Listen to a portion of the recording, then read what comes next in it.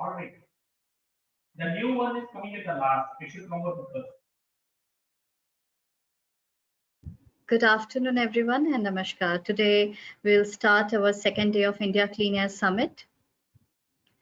So I would first want to start with a quick poll for the audience, just to understand what audience thinks, why monitoring is essential. So Sandeep, can I have the poll quickly on the screen?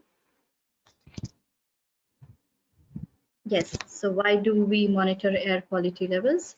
First, to collect generate data, guard against extreme events by alerting people, and initiate action for better quality of life. You can choose multiple options as well.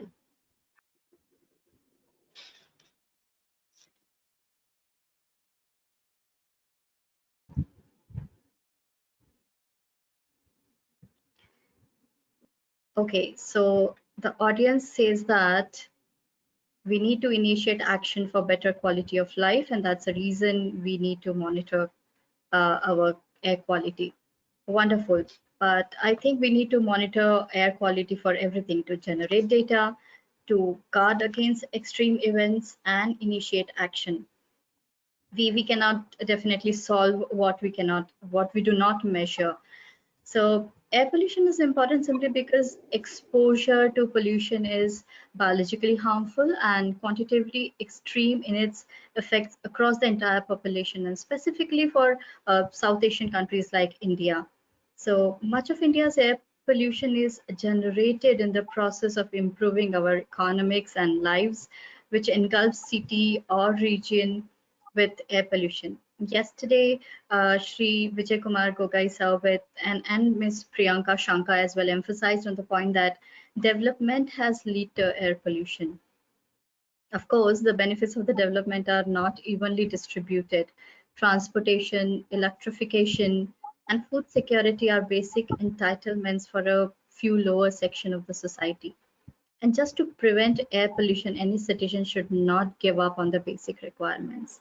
This trade-off does seem like an economic question, but it will turn out that the answer depends on political choice. Challenges of governing the air, especially given the realities of Indian state, is huge. And that is why we need to build capacities of regulatory bodies and have awareness programs for the masses to educate them on the impacts of air pollution. Moreover, outreach and advocacy is equally important along with the science. In last couple of years, we have seen the radical change in citizens' behavior towards air pollution issues. However, the communication needs to be taken to tier 2 and tier 3 cities as well. As Dr. Sulekha mentioned yesterday, that science is expensive, but the best available of science needs to be used for decision making. Our actions and policies, they should not be short-lived. They need to focus on future and needs to be more sustainable. Our national ambient air quality standards are lower than WHO standards. And I would want to know what our audience thinks. So Sandeep, can we have the second poll? Yes. What should India be focusing on? Science-based aggressive action strategy, policy implementation based on existing knowledge, or adopt WHO standards?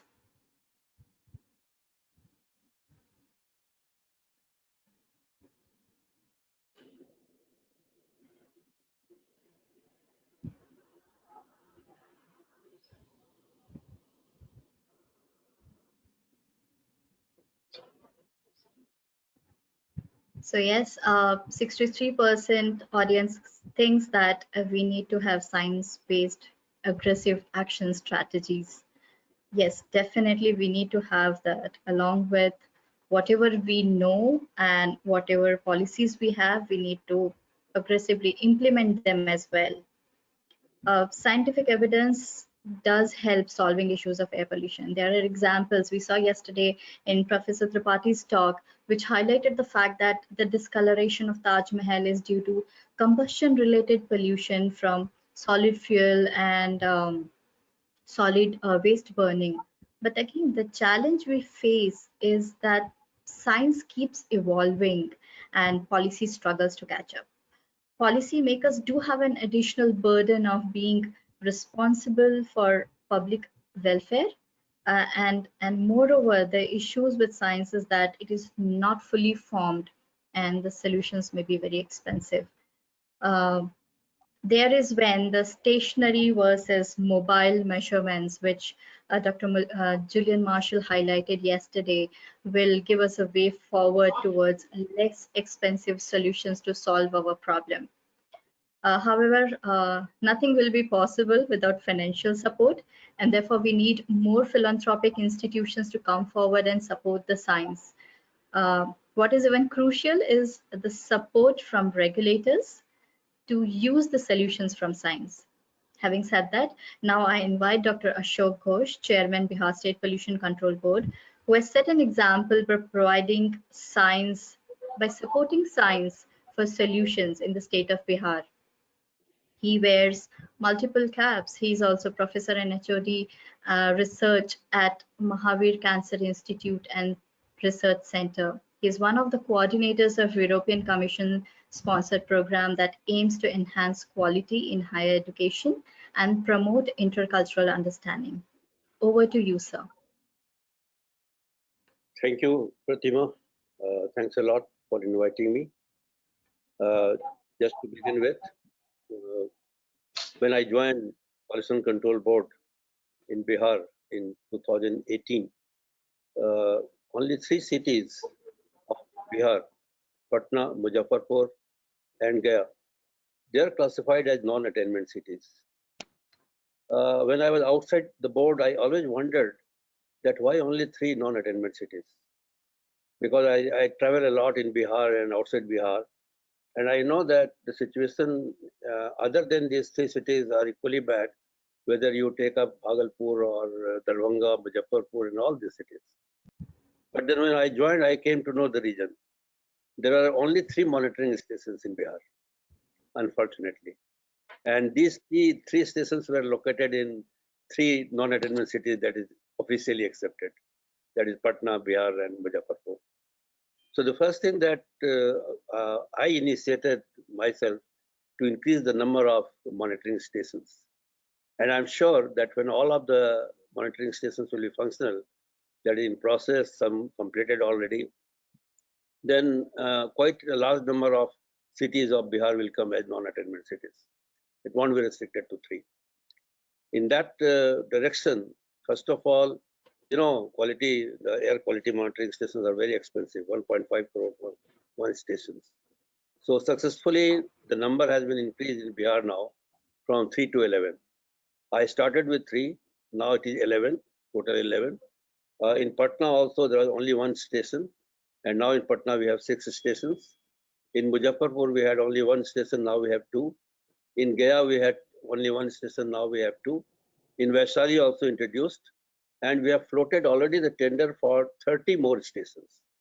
My planning is there that very soon, when this tender will be finalized and it will take 2-3 months, in 2-3 months, we will be able to cover the whole of Bihar, at least 1 station in each district. We have 38 districts in Bihar, and out of 38 districts, we have planning that almost all districts should be covered. So if these 30 will come, now we will have over 41 stations, monitoring stations in Bihar, and then we'll have good idea. Because right now, you know, CSTEP has done the study in Bihar and in Gaya, in Patna, and Muzaffarpur, and there is no data at all from the adjoining districts. That is a big problem, because when you study the source apportionment studies, the neighborhood pollution is also, air pollution is very important.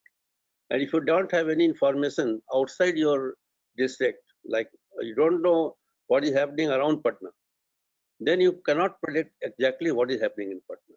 That is one thing.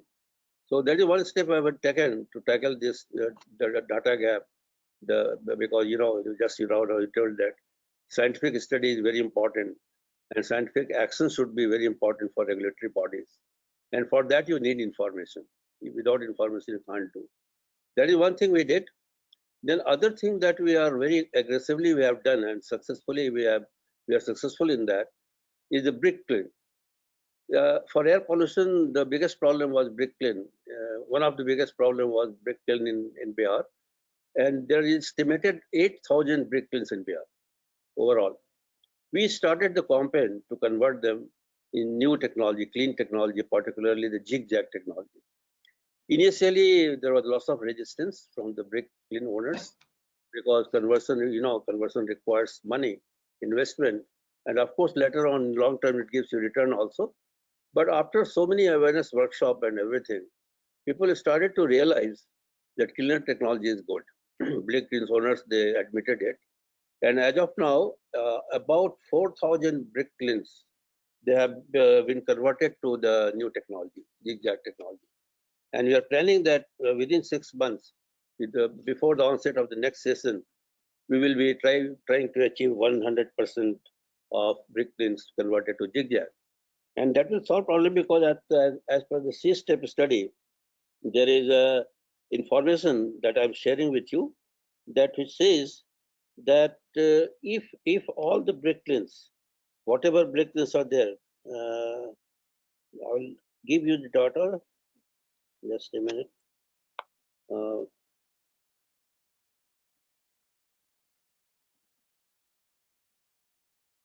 Yes, it is estimated by the CSTEP study that effective implementation of zigzag technology in all the brick kilns, it will reduce the emission load from brick kilns by 34%. So if the emission load is reduced by 34%, that will be a big achievement. That will quite big picture. That is one thing that we are aggressively taking into consideration. Then other thing that we are doing at scientific level to make it more systematized. In Bihar state also, biomass burning is abundant.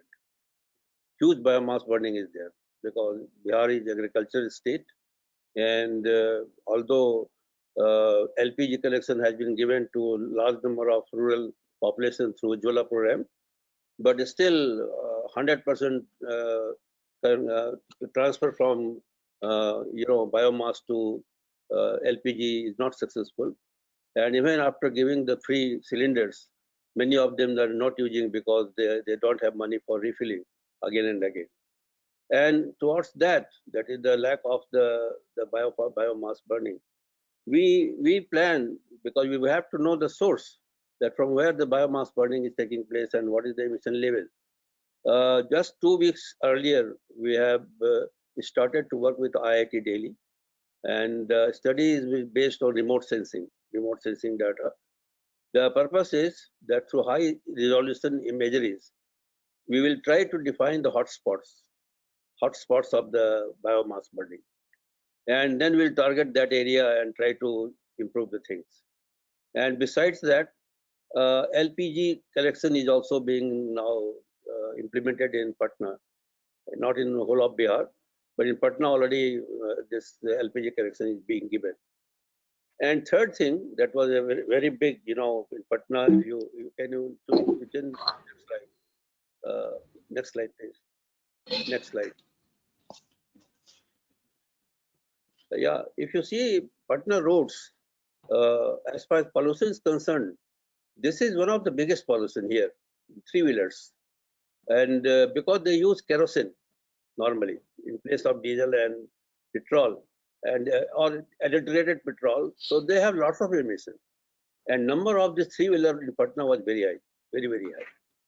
Then at policy level, now in Patna, new license is not being given for any petrol-driven or kerosene-driven three-wheelers. E-vehicles are being promoted. And already, if you travel to Patna someday, you'll find that almost it is 40% now e-vehicles and 60% the old vehicles. And government is giving subsidy. If any three-wheeler is running on kerosene or diesel for conversion to that of the clean fuel, that is LPG, government is giving subsidy of 30,000 to each of them. So that is also in process. And because e-vehicles are easier to buy and also easier to maintain, so it has become popular and there is no emission. So that is another proactive step that we have taken. And that is also giving results now, slowly. Because number of these vehicles, these three-wheelers with the lots of, emission coming from the exhaust, that is also giving the good result.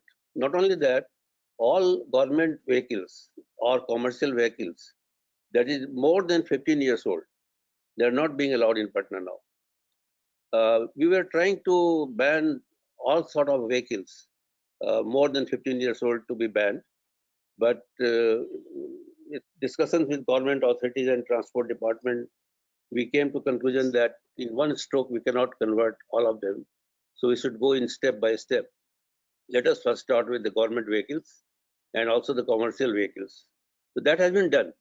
In second stage, we will be shifting to the common smaller vehicles also, where more than 15 years old like Delhi, it will be not allowed in the city of Patna. Next slide. Next slide, please.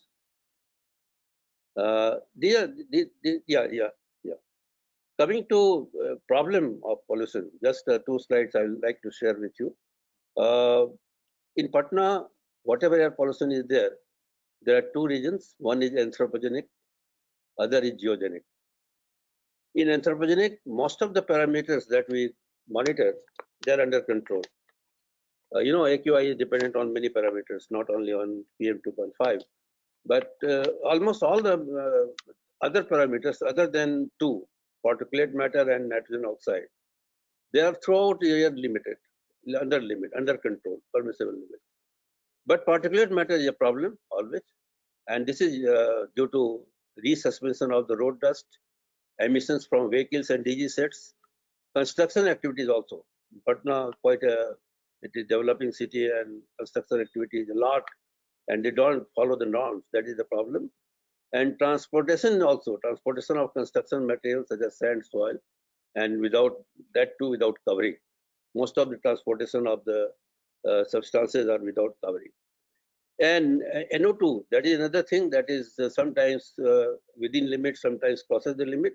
And this is mainly due to vehicular emission and photochemical reaction in atmosphere and the flying of the old vehicles. So we are trying to address these 2 issues, the emission from the old vehicles and also burning of the domestic fuels and open burning of the solid waste. We are trying to control that and limit the emission. Next slide. Next. Yeah. Neighborhood state pollution was anything. This one, yes. Geogenic factors. Patna and even Muzaffarpur, if you see the map, we are located in the Indo-Gangetic plains, all the cities. Even Gaya, there is another river, Falgu river, that is adjacent to it. And the most part of the Bihar, including Patna, Muzaffarpur and Gaya, they are in the soft soil, alluvial soil, new formation, not well settled formation. If you go to south of Bihar, like Nawada and other districts, that is hard rock area, where the formation of the dust is very less. But cities like Patna or Muzaffarpur, we are in the Gangetic plain. Patna is at the bank of river Ganga, and the soil is very much alluvial, new formation, very soft. And unfortunately, all the roads that is in Patna, majority of the roads in Patna, the main road is okay, but the flanks are always exposed. They are not covered. They are not brick soled. That is why, due to heavy traffic, almost always for 4-wheelers, 2 wheels are on the pavements. And that leads to lots of dust formation.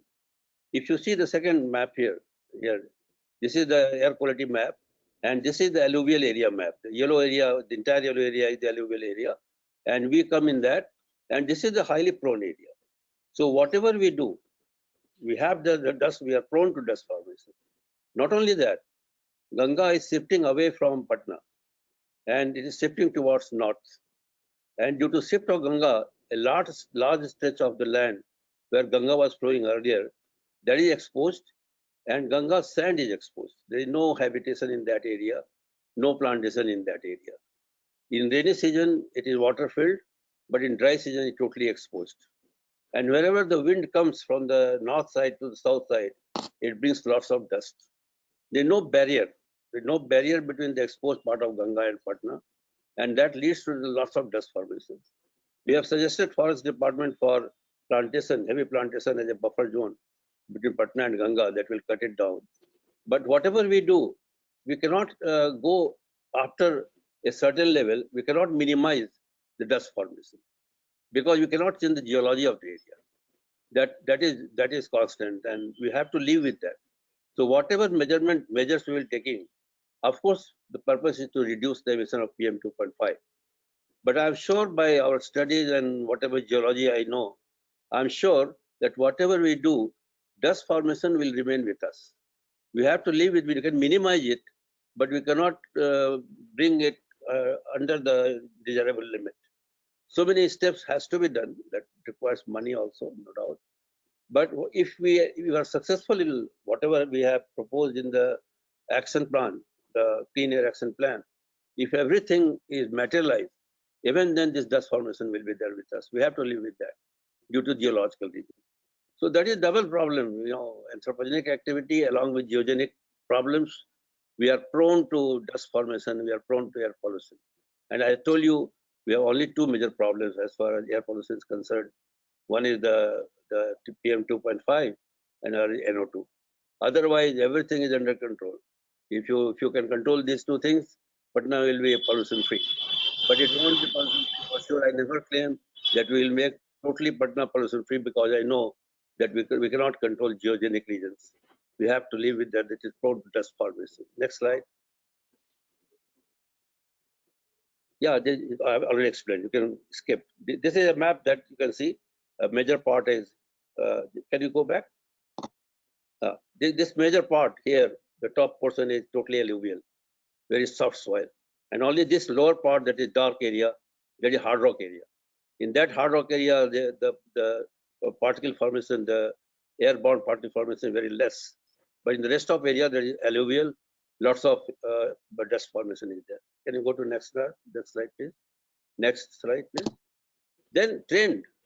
Yeah, we'll go back one slide back.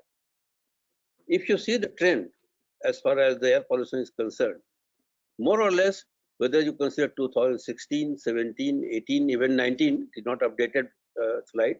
It is slightly old one. If you see the trends in the last 3 years, 16, 17, 18, of course in 19 also the same trend is coming. Almost similar trend is coming. That at the onset of winter, during the month of December here, November, December here, and January, February here, the air pollution is very high when the temperature is colder. And as time passes, and if you come in the hot season, slowly the PM 2.5 declines, and again it increases. And that trend is remaining constant in all the cities. Whether you see this 3 years graph for Patna or next slide. This is for Muzaffarpur, same trend. Next. This is for Gaya, slightly modified trend, but more or less things are all the same. Purpose is there that year after year, the trend is not changing. Trend is common because the sources are common, and the measures that were taken in 2016 and 17 and 18 were not enough. Not much was done.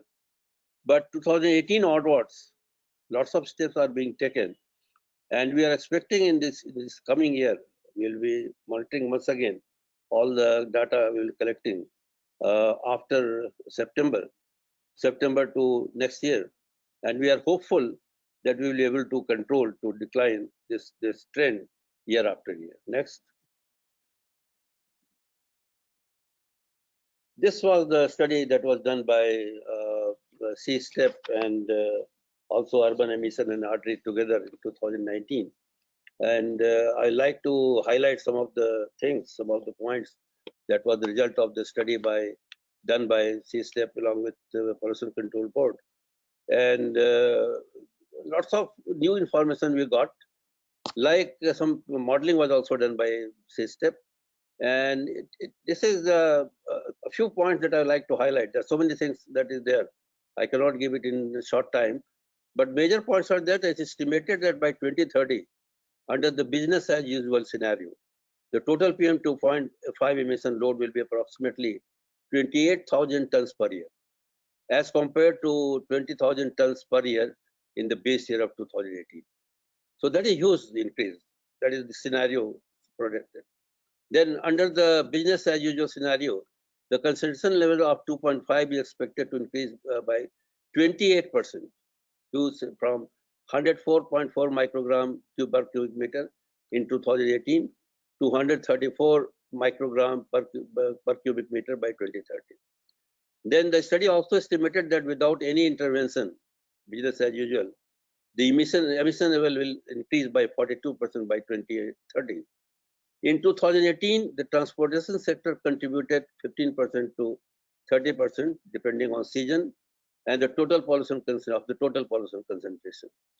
Domestic heating was identified as potential cause for sudden peak in concentration in winter season. And it also estimated that domestic heating would contribute to 18% and 30% of the total concentration level during the winter months. We got some more information that is not in this slide, like it is also predicted that if we follow the high emission reduction scenario, very, very high reduction scenario, the city would save at least 15,000 lives by 2030. So that is quite a good number, 15,000. If you can controlling the air pollution, if you can save 15,000 lives by 2030, that will be a big achievement. That is also the result of that study. And another scenario is also concluded by this study, the CSTEP and a joint study, that it was estimated that under high, medium, and low emission reduction scenarios, the PM 2.5 emission level can be reduced by 69%, 48%, and 30% respectively, with reference to business as usual scenario. Next slide. Then in source approximate study, that was also done, that has been done. And again, we are planning to repeat it because this source approximate study is now old. This is the information of 2018. And if you start a new source approximate study in this year, 2020, it will take at least 1.5 years to complete it. So by the time it will be 2020. So we'll repeat the study, but whatever information that we have got, in Patna, the mode share of public transportation is only 21%. Normally, the myth was there that the maximum pollution is coming through vehicles, but it's not there. The public transport accounts for 21%. And by 2030, at least 500 additional public buses will be required to ply in Patna to achieve the target mode share of 40% set under the city mobility plan.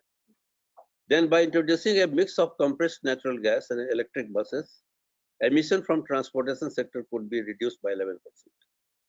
Effective implementation of the zigzag technology, that will reduce the emission load from brick kilns by 34%. That we have already done, that we have already successful in doing that. By ensuring effective waste collection and disposal strategies, 90% of the emission from open waste burning could be reduced. Possibilities are there. The emission from domestic sector can be reduced by around 81% by making LPG cylinders more affordable and accessible. And the study estimated that under high, medium, and low emission reduction scenario, PM 2.5 emission will be introduced by 69%, 48%, and 30% respectively, with reference to the BAU scenario. And under the high emission reduction scenario, the city would save at least, that point I already mentioned there. Next. Next. Yeah, next slide. This is a brick kilns that is being converted to zigzag technology. Next, you can skip this. Already we have, I have explained this. Next. I like to show, because time is short, I like to show you this slide. This is a modeling that has been done by CSTEP. And there are many slides, but due to time constraints, I have selected only one slide. Because I was told that only 10 minutes are there. So just to accommodate, I cut off all the slides. These are the projections here, the modeling projections that has been done, that if we consider 17, 18 as the baseline for the study, 16 to 18 in between, so then if we go to business as usual, then from 52 PM 2.5 emission, from 52 microgram per cubic meter, it will increase to 134. At present is 105. low compliance, mid compliance, high compliance. If you go to high compliance, you can reduce to 67%. So you can see the difference that if you don't do anything, it will go up from 105 to 134. But if you take the remedial measures that we are already working on, and they're all successful, then we will be able to reduce it from 105 to 67. So the main point is there that if we have intervention, it will work. It's not there that we cannot control air pollution. We can control air pollution. But for that, we require lots of remedial measures, actions, and come to the ground. Then only things will improve. Next slide. Next slide. This is another slide. Once again, the source is the same. There is study there, where you can see the reduction, 50% plus business as usual. If you take the baseline of 2018, scenario 3, minus 32%, scenario 2, minus 44%, and scenario 1, minus 58%. So you can imagine the difference from plus 50% if we follow business as usual to minus 58 if we take all the remedial measures.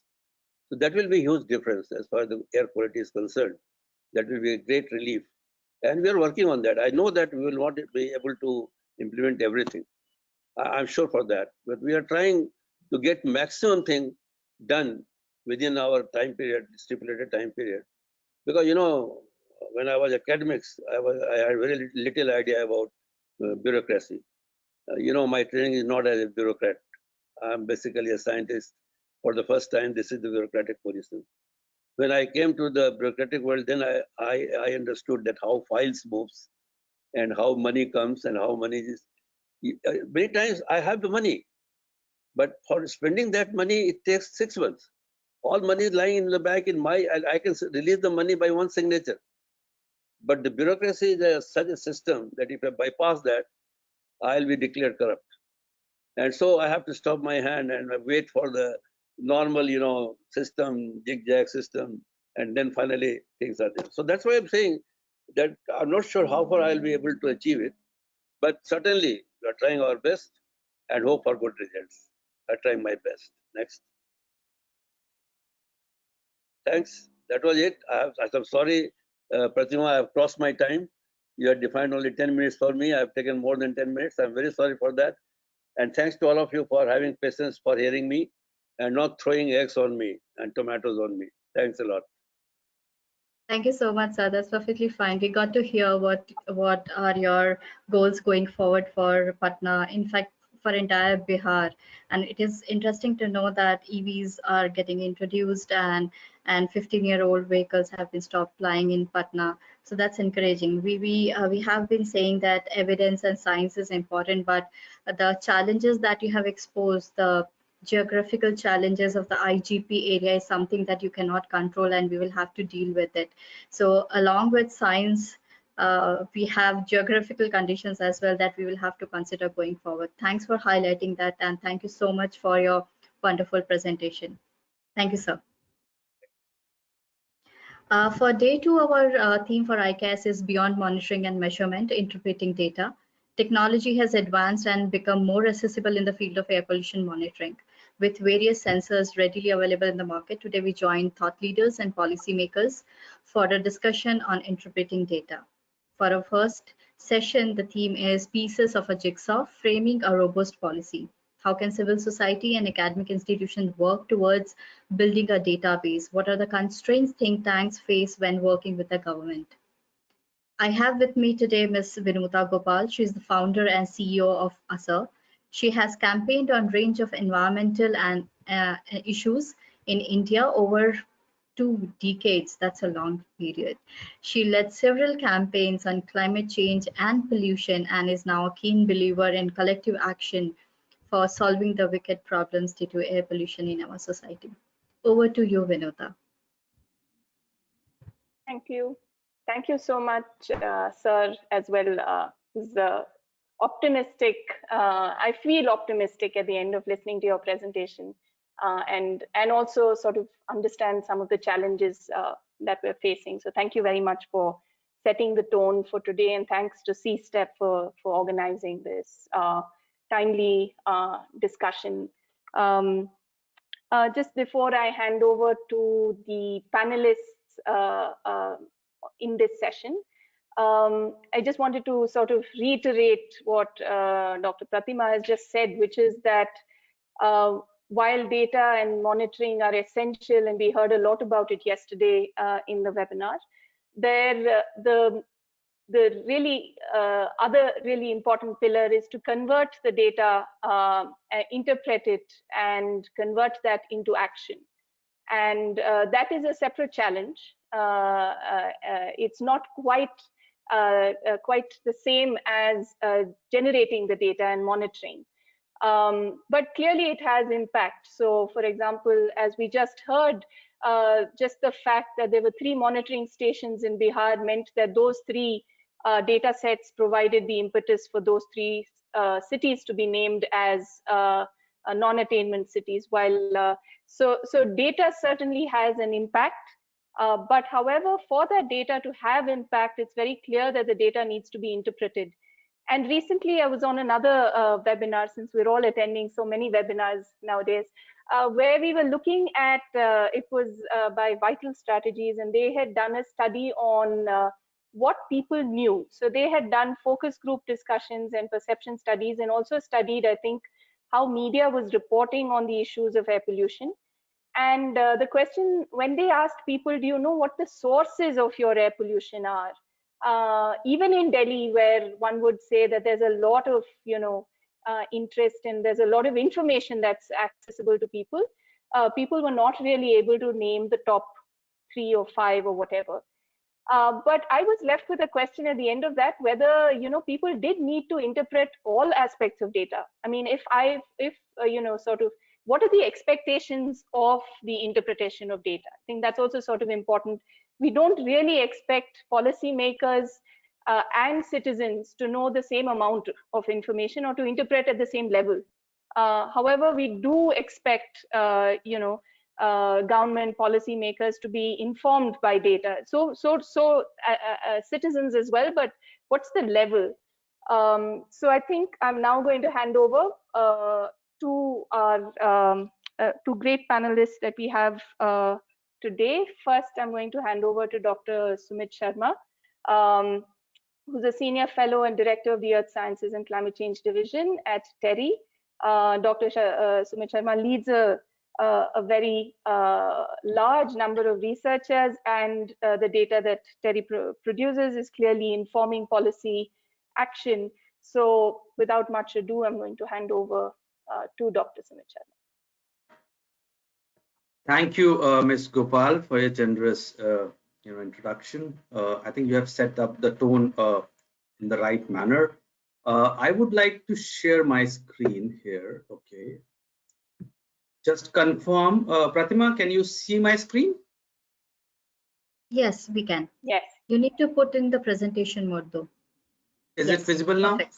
Yes. Okay, great. So I think let me start with the 2 questions which were posed for the poll when we started this session. I mean, I was so thrilled to see the responses. The first one was, why do you monitor? Why do you want air quality data? And I was so heartened to see that everyone, I mean, most of you actually selected the 3rd button, which says that it is to improve the quality of life. It is to improve the human health. And that is the primary basis of, air pollution mitigation issue. The second thing, I was again, thrilled to see the responses, coming out of the audiences, which said that, we have to go by aggressive actions which are scientifically backed. So I think what I would say is that the awareness level, the sensitization levels in the general public has risen. This poll has clearly demonstrated that the public is aware and they actually know why we are doing it and what is the way forward. Now, I would like to focus my presentation on building data sets for air pollution mitigation. And as Pratima said earlier, that unless you measure right, you are not going to be able to resolve the problem adequately. So, there are different kinds of data which are required. If I talk about, if I talk about people like Dr. Ghosh, Mr. Tiwari from the pollution control boards, I think this is it's still not a comprehensive list, but it's a decent list of data sets which are required by policymakers to plan right strategies. The first is air quality data. Then you need to know the spatial variations, the health and other impact linkages, emission inventories, source apportionment, future projections. I'll go one by one to each of these aspects, and we'll try to show how these things can help the policymakers to make right decisions. So this is the first thing, air quality data, and I'll just try to move my thing so that it is visible to you. Now this is data for all cities in India 2018, and the horizontal bar is the National Ambient Air Quality Standard PM10. Now this clearly tells you that almost 80% of our Indian cities are not meeting the standards, whether it is Patna, whether it's Lucknow, Delhi, Bangalore. I mean, wherever you go, you are not meeting the prescribed National Ambient Air Quality Standards. And as said earlier, WHO guidelines are much lower than the prescribed standards. Now, what it tells you is that the data is important. At least you are now coming to know that the pollution levels are so high, and you need to do something about it. Now, the question is your network right? Do you have enough number of monitoring stations to monitor this value? The quality of data, the value which you are getting as 100 microgram, is it 100, is it 150 or 50? Are you calibrating your monitors at the right frequency or not?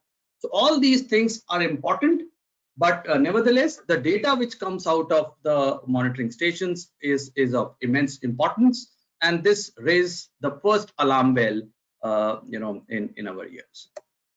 Now you can see the beauty of this data during the lockdowns. I mean, if you can see this chart, this shows that I've taken 4 cities just for an example: Delhi, Mumbai, Kolkata, and Chennai.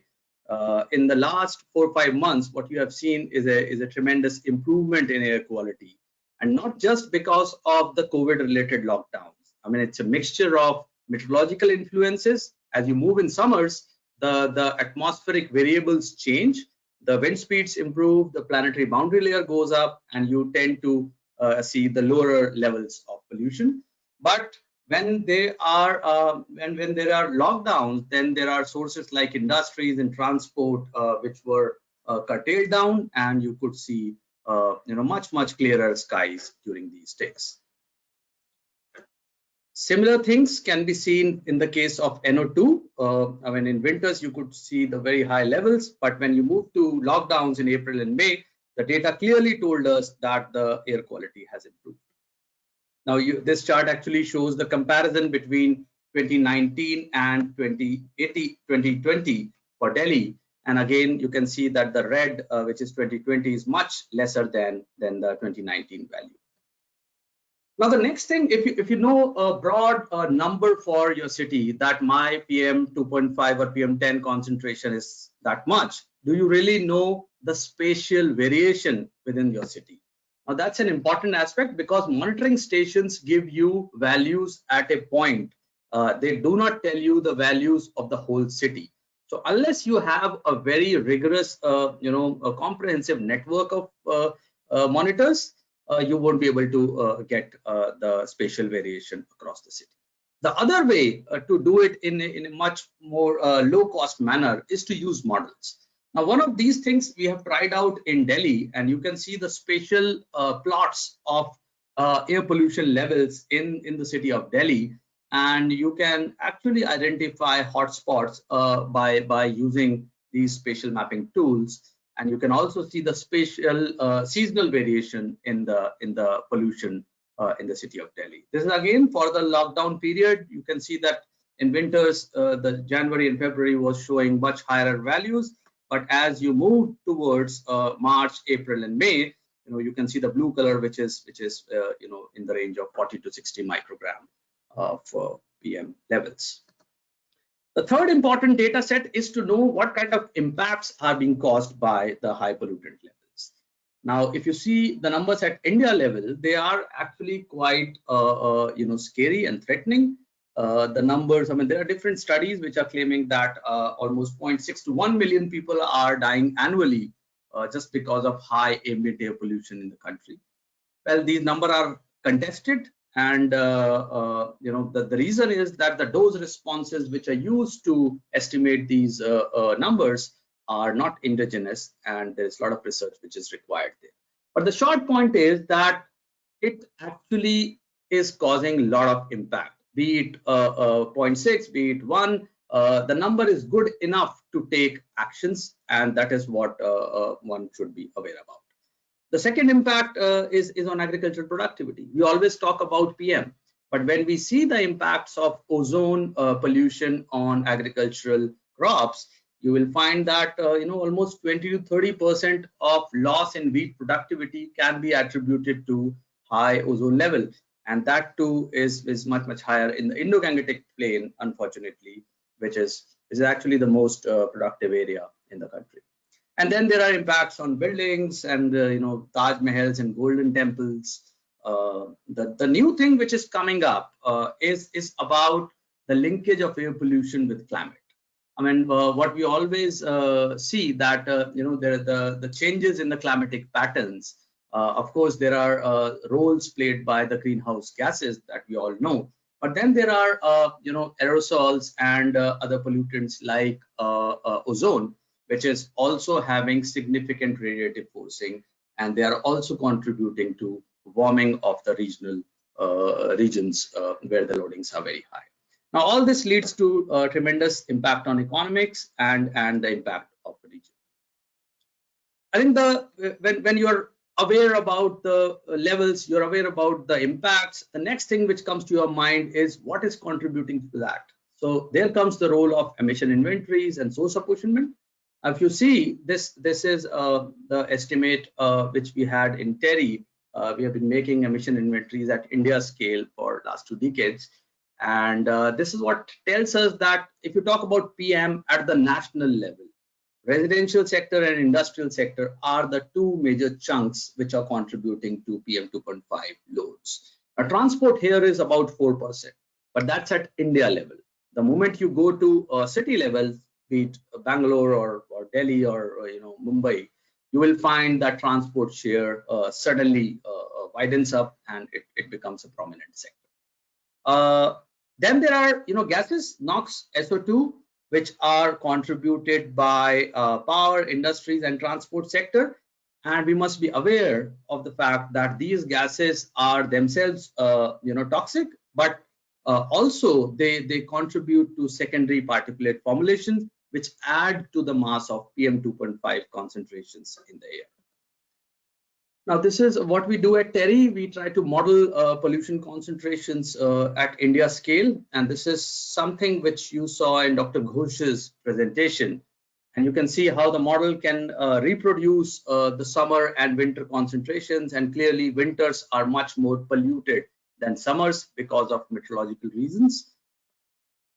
And then based on these models, first you validate them, and of course you move to the next step to know which source is contributing how much. This is an India level estimate, which tells you that almost 20 to 25% in these months is actually contributed by biomass burning in rural kitchens in the residential sector, about 15 to 22% from industrial productions. Transport contributes to 4 to 10%. Now you can see here in emission inventories it was less, but when you see in the concentrations, the contribution of transport has increased because the secondary particulates formed by NOx and SO2 have also contributed. Now you see the same figure at Delhi, and you can see the widening of this yellow stack, which depicts transport contributions. So in Delhi, you can see that they are varying in the range of about 25% in winters and goes down to 13-14% in summers, and immediately becomes a very prominent sector for control. Another thing to be highlighted here is this orange stack, which is about 15 to 28%. That's industrial contributions. And here comes the point that in Delhi, you have industries, but they are much lesser in number, and most of them have now been converted to gas. But this contribution is actually coming from outside of the city, where the coal is predominantly used. You have other fuels, other solid fuels being used, and when wind blows towards the city of Delhi, all of this comes back to the city and still contributes dominantly. Now we did a small exercise to demonstrate how models can be so helpful to see what impacts have occurred in terms of air quality at India and Delhi level during lockdowns. And you can see that in January 2019 on the left side, 2020 on the right side, both the maps look very similar. In 2020 also, in February also, 2019 looks very, very similar. But the moment lockdowns were enforced, you can see reductions in the air pollutant levels in the 2020 year. April, was the cleanest as per our assessment, and you can see that the red patch in the whole Indo-Gangetic plain was more or less disappeared. In May also, you can see the reductions were quite prominent.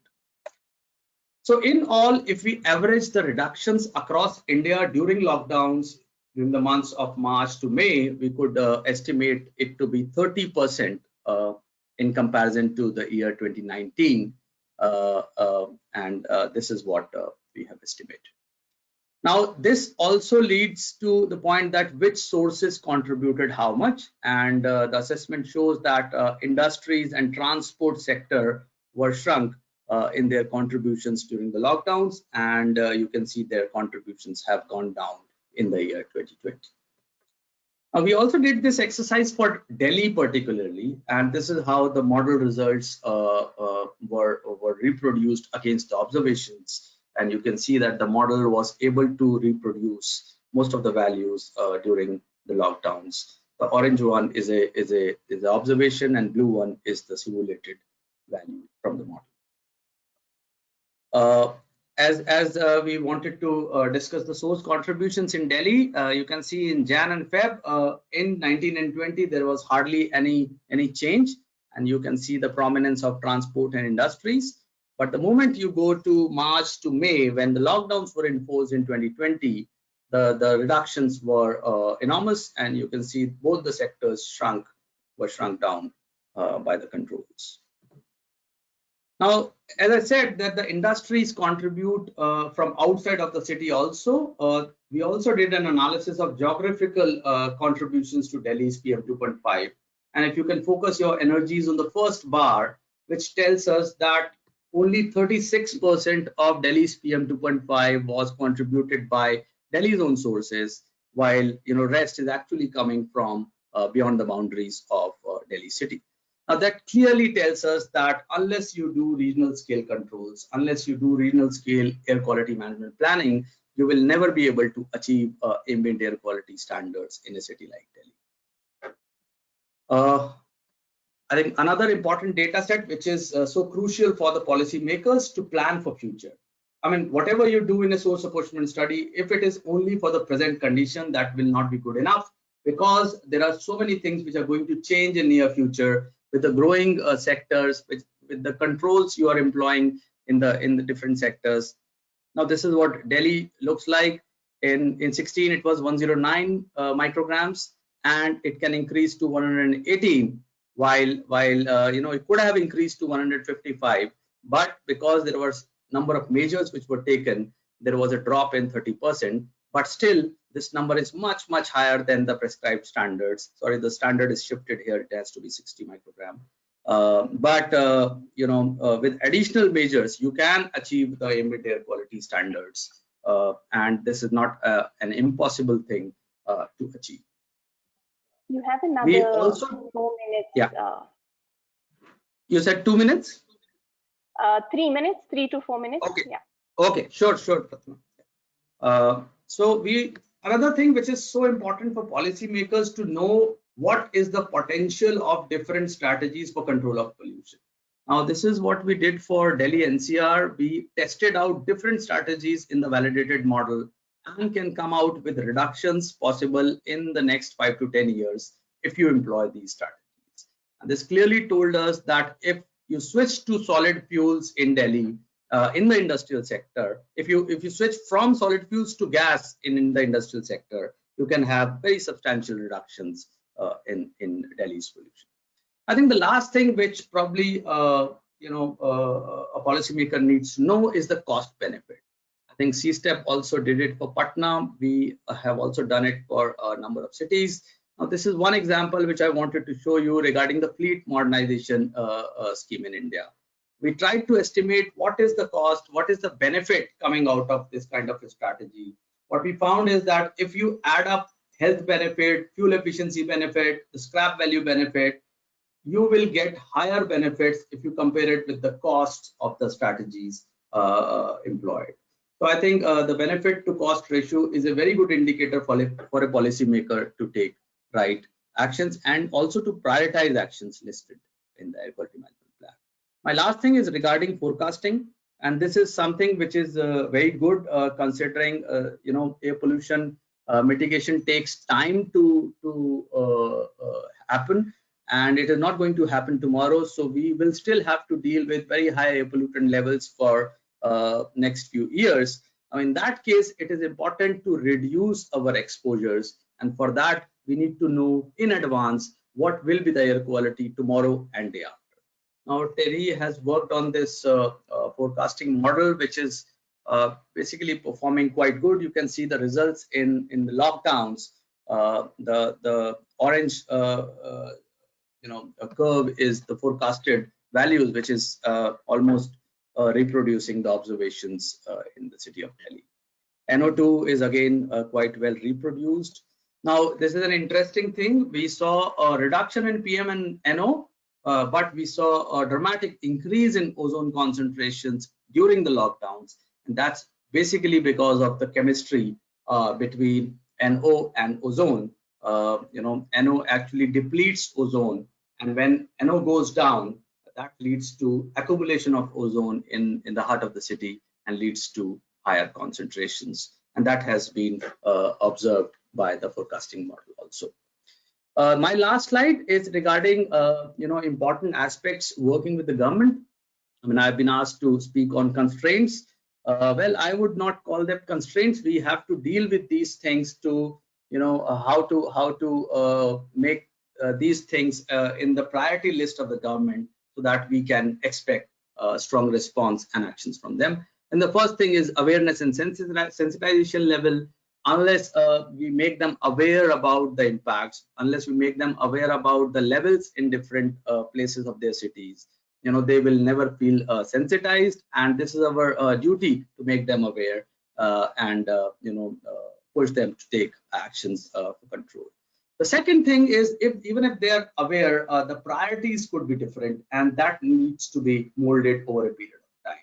There are so many developmental priorities in which people are involved, and unless you tell them that air pollution is something which will only help them in their developmental process, it will improve the quality of life in your city. We cannot expect more response from them, but this is what needs to be done. The third thing is budgets. Even if they have prioritized, sometimes they are short of budgets, and adequate budgetary allocations are required both at central and the state levels to get rid of this problem. The fourth thing is approach. I mean, if everything is ready, by what approach you are going to resolve this problem? Are you going to make a wish list of actions to be taken for control, or are you going to go more scientific way by prioritizing the actions using scientific tools and by knowing the impact potential of the strategies upfront before getting into the implementation? And the last point is implementation. I mean, everything go waste if you don't implement things properly. And in that comes the role of coordination. I mean, you have so many departments dealing with different sources within a city, within a state, and unless you rope them in this process, this can become a futile exercise. And from the word go itself, they need to be roped in. I think these are the important aspects, in my opinion, which are important while we are working with government. So thanks, Pratima. I'll stop here. I don't know whether I've taken more time than stipulated. No, not at all. Thank you so much for, I think that very informative, there's a lot of information that you've packed into those 20 minutes. So thanks a lot. I think I'll just take one question. Is that okay, Pratima, before we move to the next speaker? We can have Or we come back at the end, yeah. Okay. Then I'm going to move on to Dr. Ashish Tiwari, who's the member secretary of the Uttar Pradesh Pollution Control Board.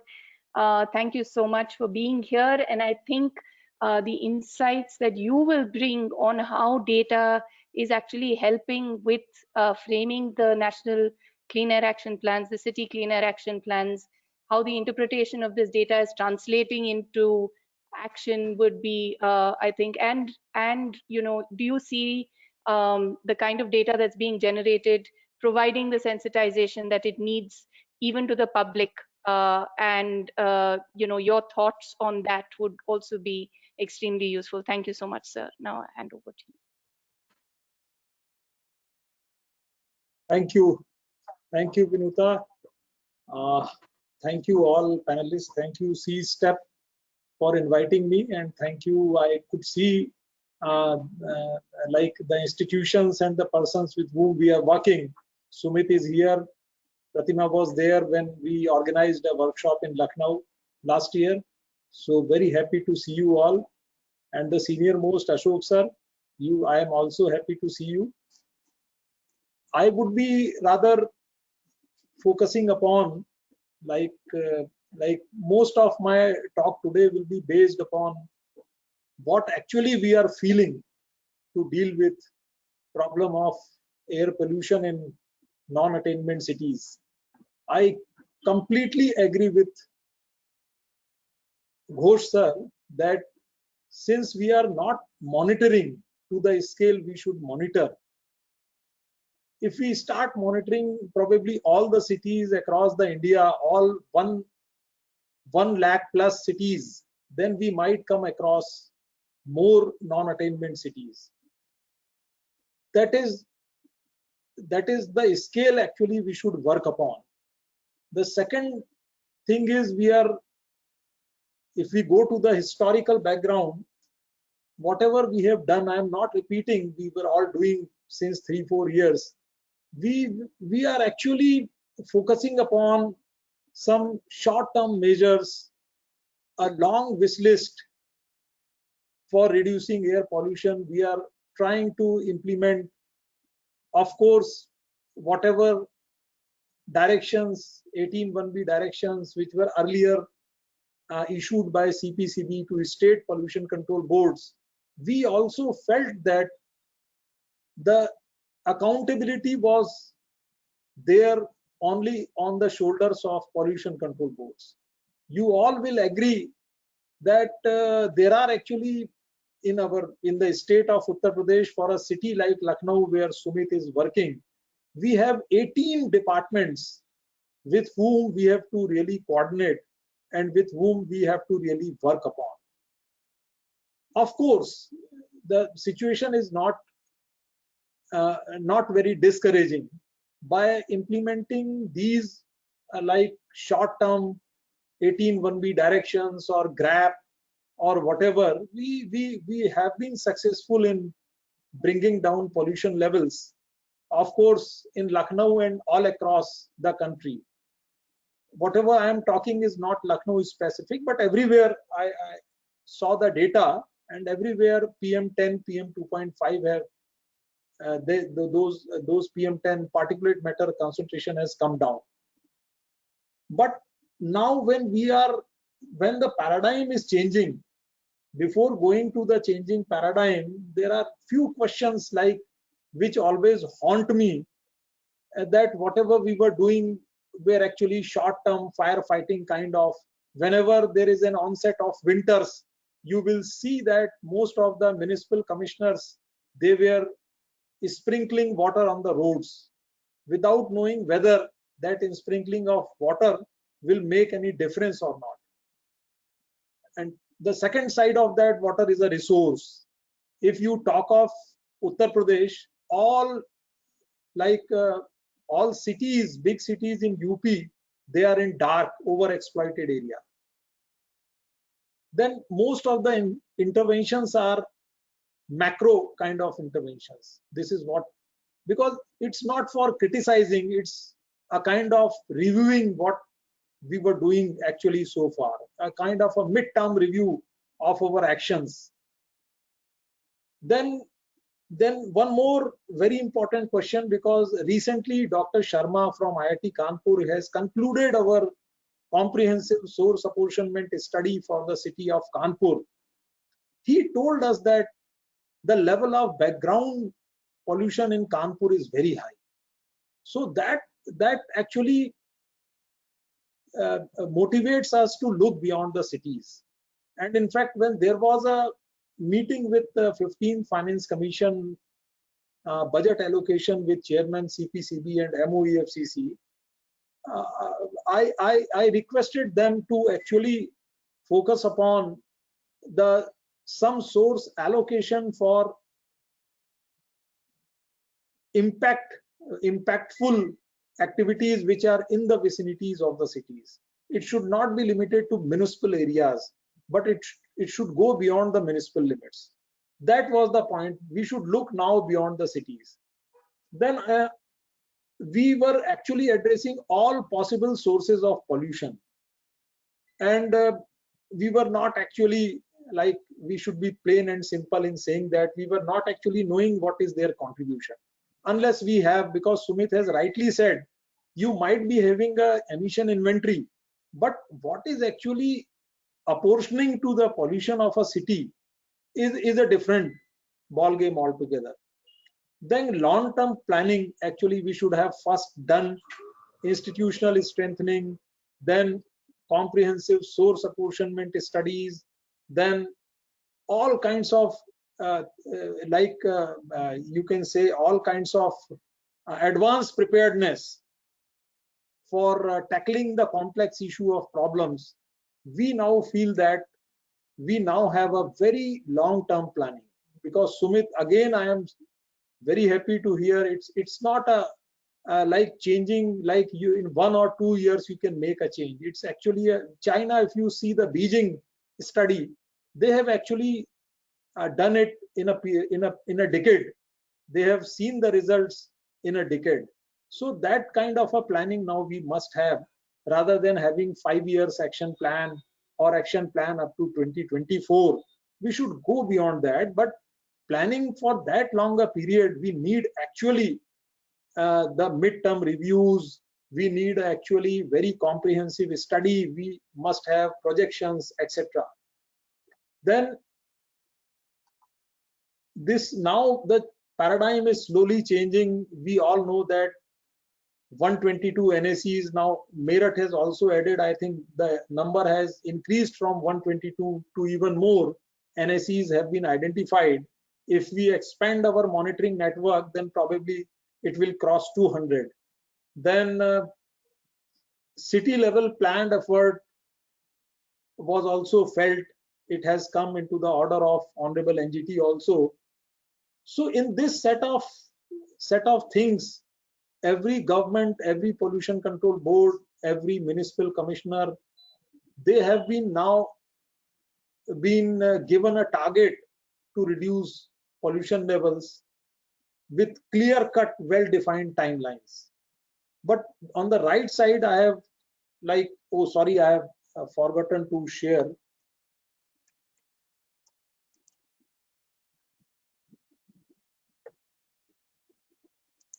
So the PPT is already there. Which slide you are on? Can you tell us? Okay. Or you can click. Yeah.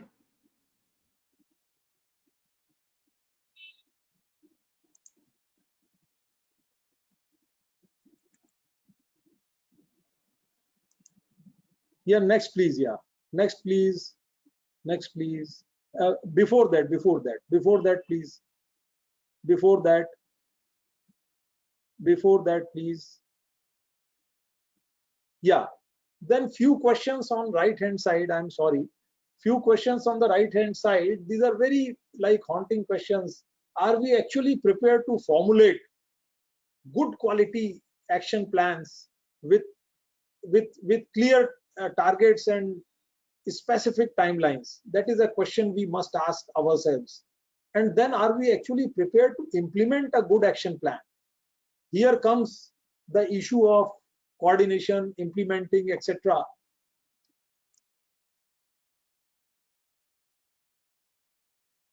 And then the third question will be, are we actually prepared to monitor the implementation? Because whatever actions we are taking up, what kind of monitoring mechanism we should develop so that we should not waste time. We should not repent after 2 years that, oh, our implementation was not good and it was not accomplished within the specified timelines. So intermediate kinds of milestones must be there to monitor actually at certain level, where actually even if a slight digression is there, one can intervene and set it right. Then lastly, are we actually prepared to monitor the impacts? This is very important so far as, on one hand, for sensitizing, like somebody was telling, that it is very important to sensitize the policymakers that, oh, what are the impacts which are seen by implementation of action plans, implementation of various works. That I think, because right now we are having 4 or 5 monitoring stations in a big city, and they in fact don't represent they don't represent the air quality in the city. If we are taking certain steps, those impact of those steps are also not reflected unless we have enough number of monitoring stations, unless we have hotspots very well defined. That also is a area where we have to look upon. Then next, please. Then all this leads to a thinking of a kind of a knowledge gap which now we are having. So in my view, immediately we must address this issue. I think addressing the issue of knowledge gap will require a lot of financial resources. I am very happy to see the way 15th Finance Commission things are going on. I think they are addressing this issue very well, and I think they are taking feedbacks also. The first and foremost thing, we must have comprehensive source apportionment studies along with action plans, prioritized action list, that kind of a thing, like which Sumit was showing us for Delhi NCR. That kind of because they have come out with an action plan. Actually, what should we do first? Which are the low-hanging fruits? That has to be there in the action plan, because now we have to perform. The kind of media pressure we are having, the kind of WHO report, etc. When it comes, we face many assembly questions, etc. Media reporting as soon as the winter begins. So that we now have to perform. We have to show that we are leading in a right direction, and we are doing for the cause of pollution reduction. Then of course, for that, prioritizing source specific interventions is a very important thing. Background sources and their contribution should also be known. Hotspots, not for the sake of just saying that this is a hotspot, we should do here, we should do that, not that, but actually based on scientific studies. Because hotspot is a place where we can show our work. Actually, hotspot, of course, pollution level may be very high, impacting to a very strong extent to the city also, but there is also a silver line in it. If we do some intervention, then that intervention is seen actually we are doing. Then the effectiveness of various control measures. That is also a kind of a field where good practices, success stories, etc., one must get it shared so that we may know that what kind of measures would be actually effective. For instance, cleaning of road dust. Like vacuum cleaning is one thing, but to me, it's the drainage system along the road, because it is the silt in the rainy season which creates a lot of problem. If your roads are not well drained, then lot of silt will come on with the water on the surface of the road. So the first and foremost thing would be, you would be needing a very good drainage system to drain whatever is there on the road, and the roads are not flooded and they don't carry the silt, because it is the silt which becomes dust later on. And rainy season is immediately followed by winters, low temperature, low wind velocity, inversion and whatnot, and the foggy situation which Ashok sir was mentioning. It is same in UP also as in Bihar. We all the whole area, Indo-Gangetic Plain, is a soft soil area. We also have very like plateau area, rocky area only in few districts of Vindhyan and Bundelkhand belt. Then Sumit also pointed out cost effectiveness of interventions. That is also is to be seen. Actually, it is the public money which we are putting into pollution mitigation. So we must make best use of public money, that what kinds of cost effective interventions are there, because resource is also a limitation when we talk of implementation of action plan. You can prepare a very beautiful action plan based on scientific lines, but ultimately states have limitations looking to the priorities, that what kind of resource they can actually allot to pollution mitigation measures. So cost effectiveness is also an area of concern for implementation of action plans. Then proper designing of monitoring network. That is also, this is everybody knows, I am not repeating. Then baseline data. This is very important. Actually, whatever we do, we can say that what we have done unless we have baseline data with us. This is very important. So baselining of all the cities we must have. On the basis of that only we can show that what we have done. Next, please. Then policy gap. See, there is a gap between science and policy. Science must come as a part of policy, and policy, of course, is executed by various schemes. So there is a gap in that. Then funding for implementation of action plan, I have already discussed. Then retrofit policy, because city action plans, most of the action points will depend upon retrofitting industries, retrofitting vehicles, etc. So that policy we must have, because it will make impact upon pollution reduction. Then coordination among agencies. I was going through a very good report of CEEW. They rightly pointed out that the responsibilities are not very well defined. We also feel while implementing the action plans that traffic is to be controlled by traffic department, but overloading is controlled by transport department. So like I just gave you one example. So we must have clear roles of implementers. We have tackled this issue and we have been succeeding in tackling these issues. I will come to that later on. Then policy for air-shade approach for controlling pollution in cities. Then policy for NSE, critically polluted areas, seriously polluted areas.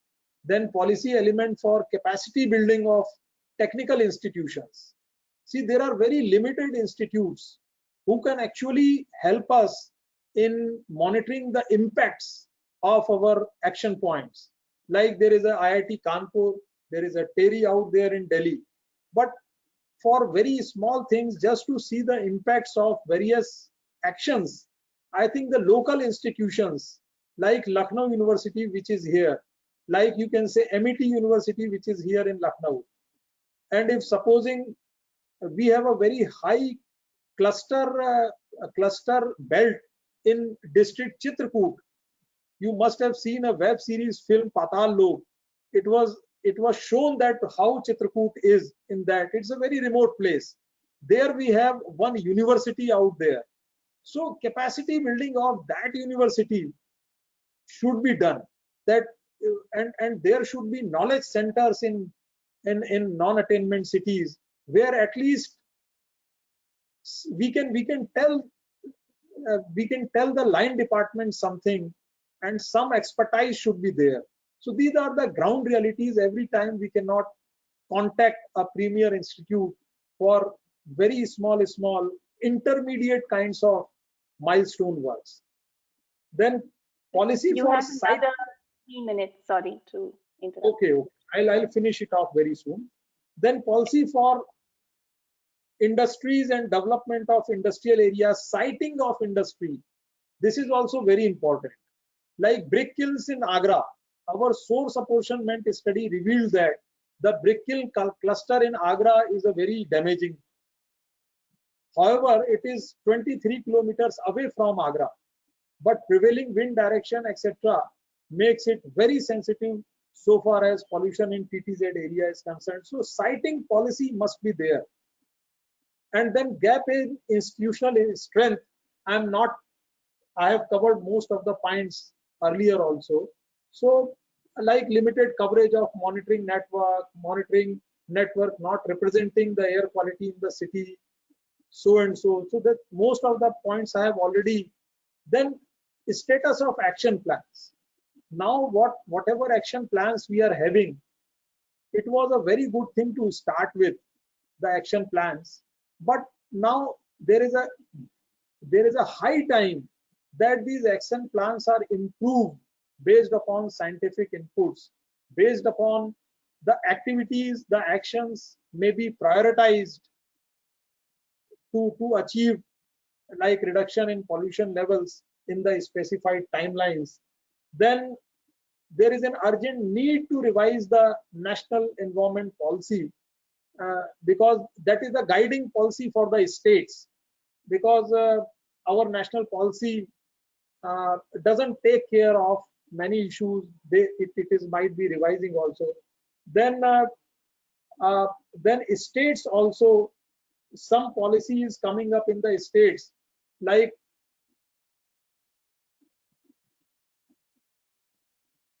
for UP specifically, if we talk, like we have collaborated with GIZ for revision of our environment, for formulation of UP state environment policy, and UP has come out with Uttar Pradesh electric vehicle manufacturing and mobility.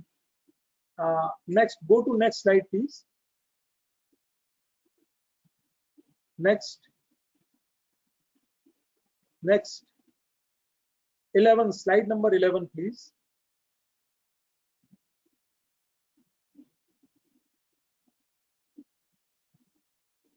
Eleven. Yeah. Then UP is formulating a policy with the help of GIZ. Then electric vehicles manufacturing mobility policy has also been, you can go through what are the various elements of this policy. Then complete ban on plastic carry bags, plastic thermocol cups, glass plates, cutlery, etc. was imposed, and it is being enforced very effectively also. Then UP biofuel policy was also launched, and in continuation to that policy, the government has made mandatory the use of bio coals and bio briquettes. They are basically, the raw material is the crop residue for use in boilers, industrial boilers up to 20%. This is also becoming very successful. We have got now 23 biofuel and bio briquette plants. They are already operational in the state. Then we have also notified stringent emission norms for critically polluted areas and severely polluted areas. Next, please. Then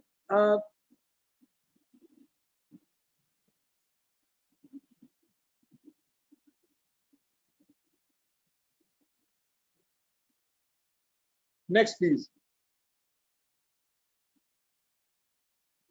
Then the capacity building of implementing agency is very important. Like we have conducted performance audits of urban local bodies, because lot of air pollution depends upon the how waste is managed in urban local body. UP has 652 urban local bodies. It's a heavy populated state. So performance auditing we have done. We have done a focus group discussion for training need analysis. And now we are developing online courses for waste management for workers and for managers in urban local bodies. That National Productivity Council is doing it for us. Then for industries and construction projects also, every industry has a air pollution control system. They are also under the principle of green skill development. We are also creating modules for training, online training for APCS operators in the industry, with an aim to get the operational performance better in order to control the air pollution. For SPCBs also, we are having focused training programs. Next, please. Then implementation issues are also addressed. We have got a 3-tier monitoring mechanism.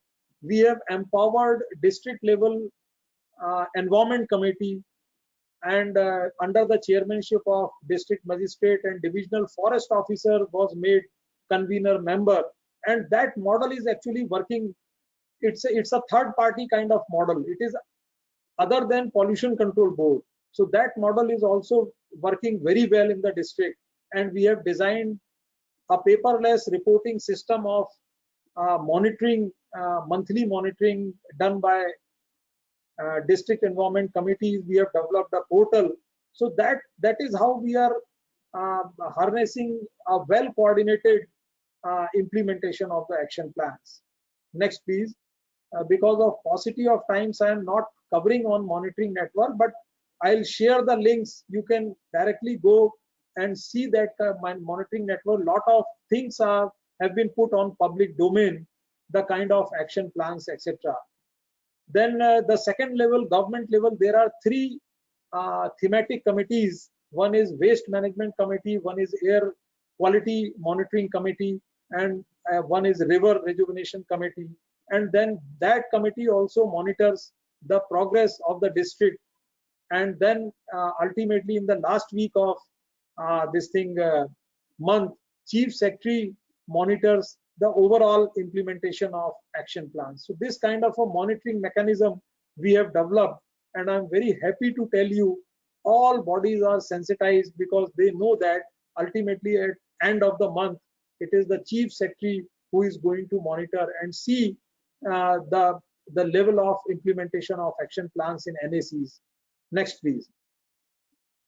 So I would not go in a very detail, and I will sum up my views on this, that of course there is a problem, but there is a ray of hope. UP, we have completed source apportionment study for Kanpur and Agra. We have given task to IIT Kanpur, TERI, to do a kind of source apportionment study based upon available data, because the final assay study will come after 18 months. But before that, even on the basis of some available data, some intermediate kind of source apportionment, we can improve our action plans, we can prioritize, so that by next year we can show a real decrease in the air pollution levels. With this, I am thank you all very much for patiently hearing me, and thank you very much. Thank you so much, Ashish Tiwari ji. That was also an extremely detailed, presentation. You've taken us through, I think, how the NACs are being thought of, the challenges, every aspect of monitoring. So it's very comprehensive, and thank you for laying that out for all of us. Since we're running out of time, I'm going to take 2 questions from the audience. So I think there were 2 people who asked similar questions. So I'm going to club that question and ask, that is to you, Dr. Sumit Sharma. They have asked, what is the model that has been used during the lockdown period? And since previous emission inventories are kept, have they been kept constant? And how has the meteorological data been changed? So I think there were 2 people who had questions around the modeling during the lockdown period.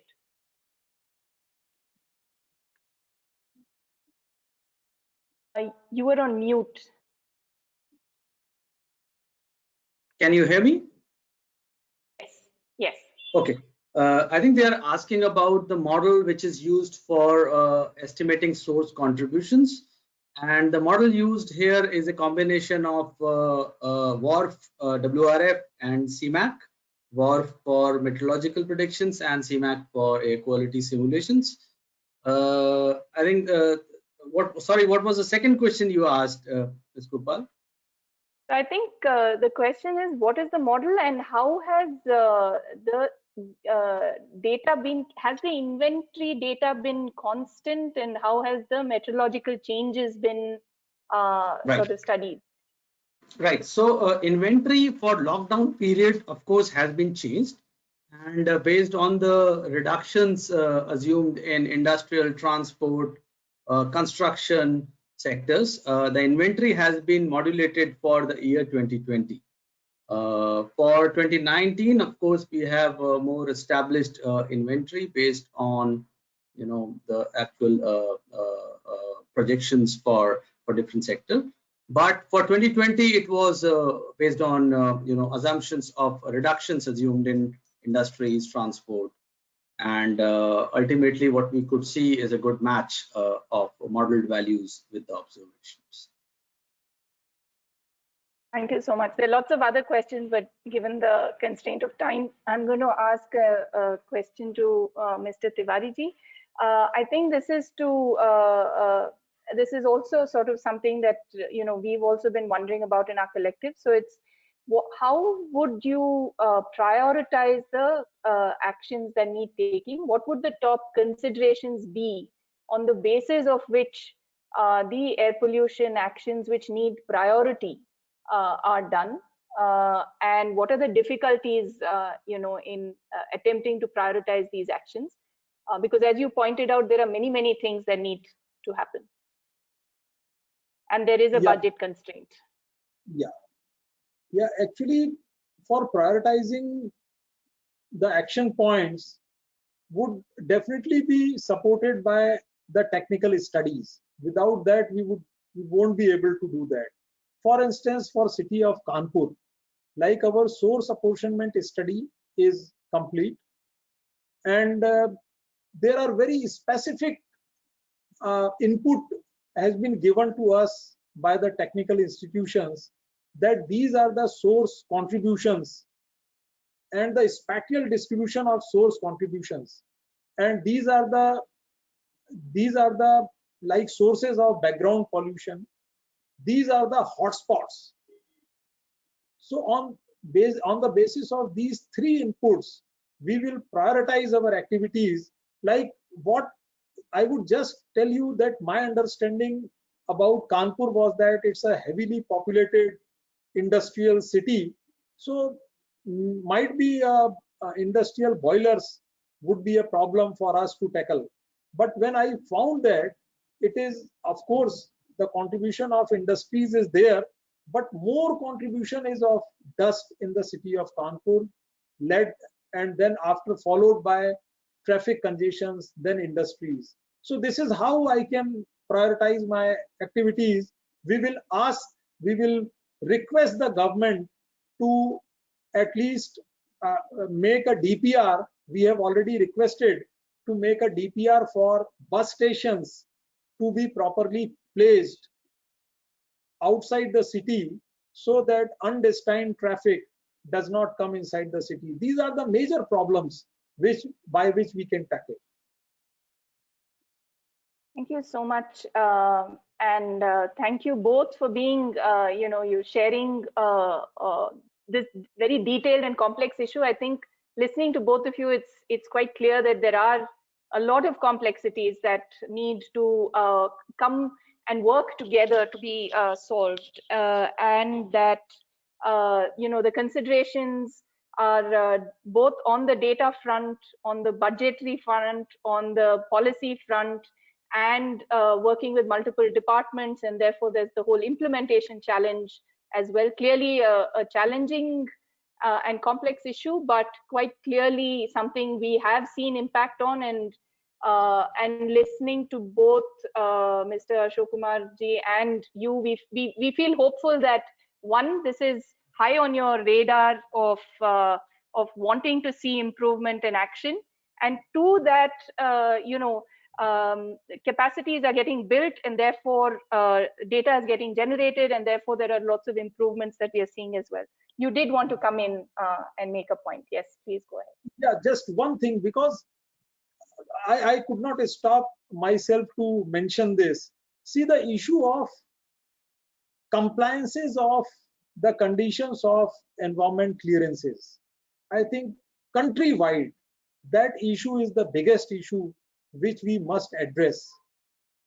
I'm not going into the detail, but just wanted to point out, if we can address that issue, I think it will solve most of the city problems, most of the city pollution problems. Yeah. So that also we have involved the institutions of district environment committees and subcommittees of district environment committees. So they have started doing something, and we have seen good compliances coming in for the NCR region and elsewhere in the state of Uttar Pradesh. Thank you. Thank you, and I couldn't agree more with you. Compliance is critical. Thank you so much. Over to you, Pratima. Thank you, Vinuta, and thank you, Dr. Sumit and Ashish. It was definitely eye-opening, and I'm sure other people, other experts and organizations who have joined us today will definitely understand the challenges that the regulatory bodies face, because when organizations don't interact with you on one-on-one basis, and then they don't work with you, they do not realize the challenges that regulatory bodies face. We sit on the other side and we complain and say that the pollution control boards aren't working, or they are not working in the right direction. But yes, their hands are also tied, and they have a protocol and regulations to follow apart from the evidence that is being generated and the solutions that are in front of them. So thank you so much. We have a lot of questions. We have questions for you, Ashok sir, as well. But due to paucity on time, we'll get back to you. We'll get the answers to these questions and then send it to our participants. Thank you so much. Thank you. Moving ahead, now next session focuses on why we need data to converse and with conviction. We will discuss on the various type of studies that are required to gather the appropriate data for health impact assessment, and is the existing data from various groups essential to create stories and reach out to citizens. I invite Dr. Pallavi from Health Effects Institute. Pallavi's research focuses on characterization of urban air pollution. She has worked with a range of international and Indian non-profits and runs a digital knowledge platform on air pollution in India. She serves as the social media editor for the Journal of Exposure Science and Environment Epidemiology. More importantly, she leads a group which highlights women in air pollution. I'm sure Pallavi will talk to us about the role of women in science. Over to you, Pallavi. Thank you, Pratima, for this wonderful introduction, and also for inviting me to join this great meeting. I think we've had really excellent sessions so far, and lots of questions. I think we're going to need more sessions to really dig into the details. But right now, I think we've been talking for the last 3 sessions on data, what the needs are, what the challenges are, and getting these, pulling these data together. So once we have all this data, like what do we make of it? I think that's also an important conversation, and one that many, I'm sure, who have joined today have been having in different forums. So just before we get into the details of the sessions, I want to follow up on what Pratima was just talking about, which is the role of women in science and in air pollution in India. I think through this, the whole ICAS various sessions as well, we've seen a lot of women moderating, presenting, which is great. And I think we are not a field where there are very few women voices, so that's good to start with, but I think there's still a lot more that we can do. And as Pratima was alluding to, we've recently launched a network of women who work on air quality across South Asia. You're very welcome to join us. We can share more details later. We are hoping to essentially create a place where all of us women can come together, discuss our issues, ideas, and plans. And we have an excellent advisory team so far. We're still recruiting a few people. And Anumita from CSE, Chandra Venkatraman from IIT Bombay, Kalpana Balakrishnan from Srihar Chennai are all in the advisory committee, as well as Vidya Pradhan from ISIMOD in Nepal. And this network is not just for Indian women, it's for all South Asian women. So also, spread the word. But, back to our session, we're going to be talking a little bit more about data. And I think, one of the good things, despite all the challenges and issues we continue to face with respect to data, is that we have a number of new data streams that are emerging, that are available to us. Even in this session that just concluded, Ashokji was talking about using remote sensing and satellite data to identify hotspots, which is emerging as a very critical, resource that is available, especially where in areas where we don't have monitoring, we don't really know what the true ground conditions are. That can be a first level estimate for what we want to do. The other side of that is, a lot of times, especially us scientists tend to talk about data, and, we are very well familiar, or, we have a sense of what the data mean. If I say AQI of 300, what does that mean? Or if I say PM levels are exceeding the standards, or, this is too high. But when we are trying to make this information more accessible as well as more relatable to people, there are more aspects we need to think about. And I think I've personally learned a lot about that by having those conversations with my family and just trying to explain what I do, how I do, and what those numbers mean. And it's challenging, but there are groups who are trying to do a lot of work just focused around that, how to make sense of data, how to make it into a story, and how to get more and more people engaged. I am thrilled that Ekta is here today from Climate Agenda, her group, and she have been doing a lot of work, especially in Uttar Pradesh, engaging on the topic of air pollution. She has worked in the development sector for a long time, starting with issues like reproductive health care, as well as, human rights and all things that go with that. In more recent times, her focus has been on climate and air pollution, which we are very, very happy about. And I would like to welcome her to, share her work and her experiences. Welcome, Ekta.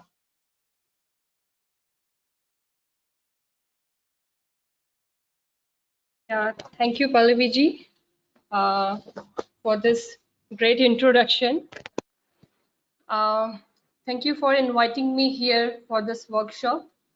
Thank you, CSTEP, for organizing an important webinar. Data is very less talked about in our society. So that's good that you organize this workshop.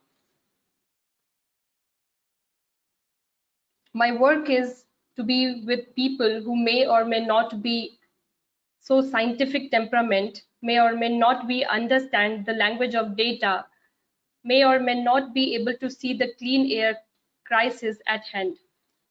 For the next 20 minutes, I'm going to express what I have learned in all those years while engaging with people from all ranks in politics, bureaucracy, and the general public.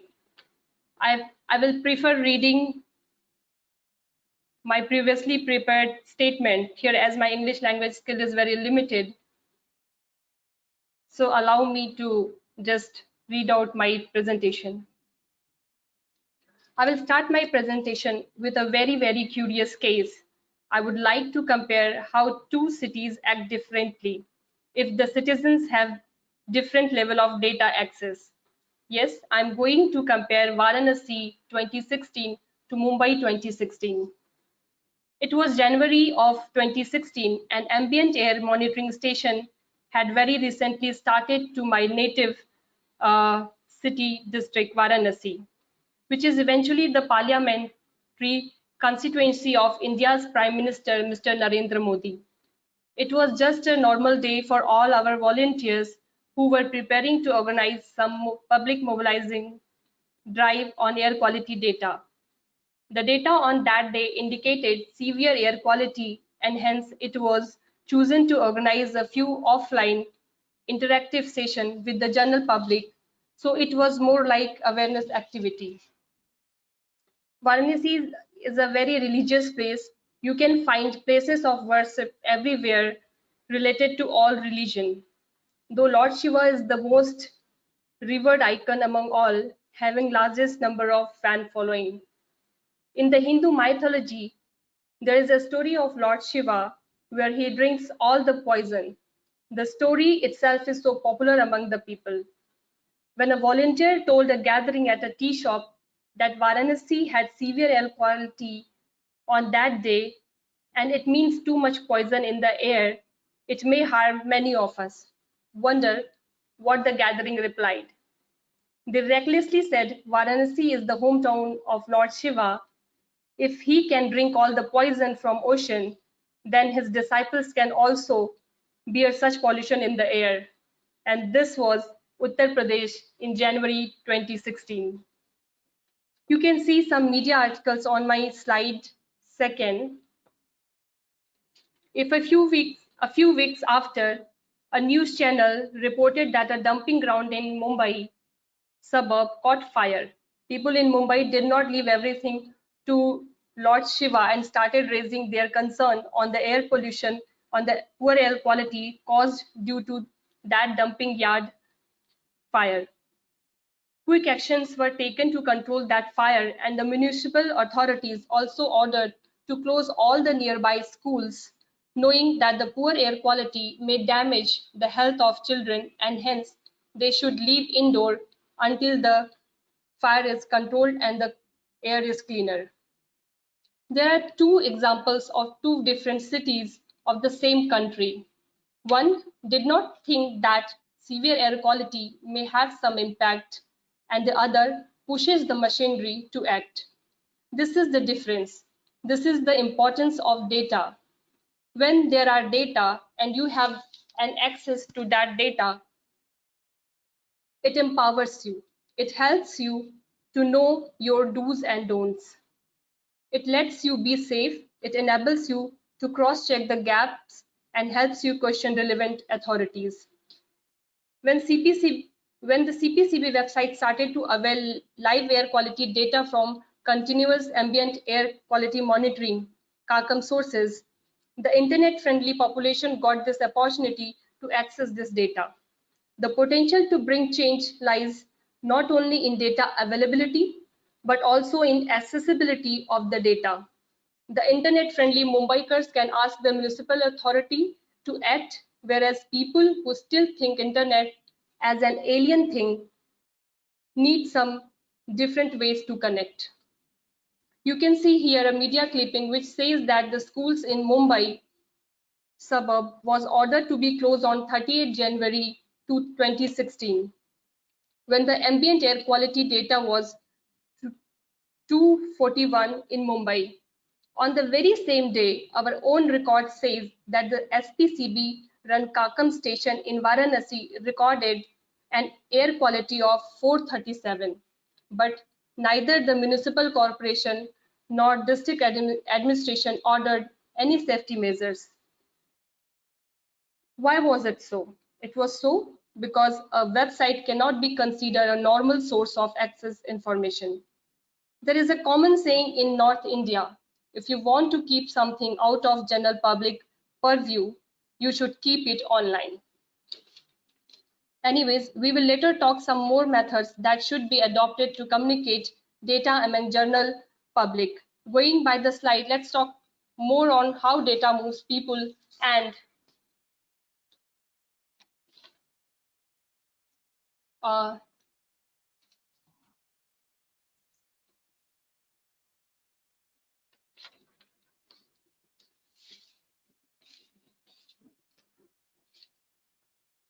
want to change the slide.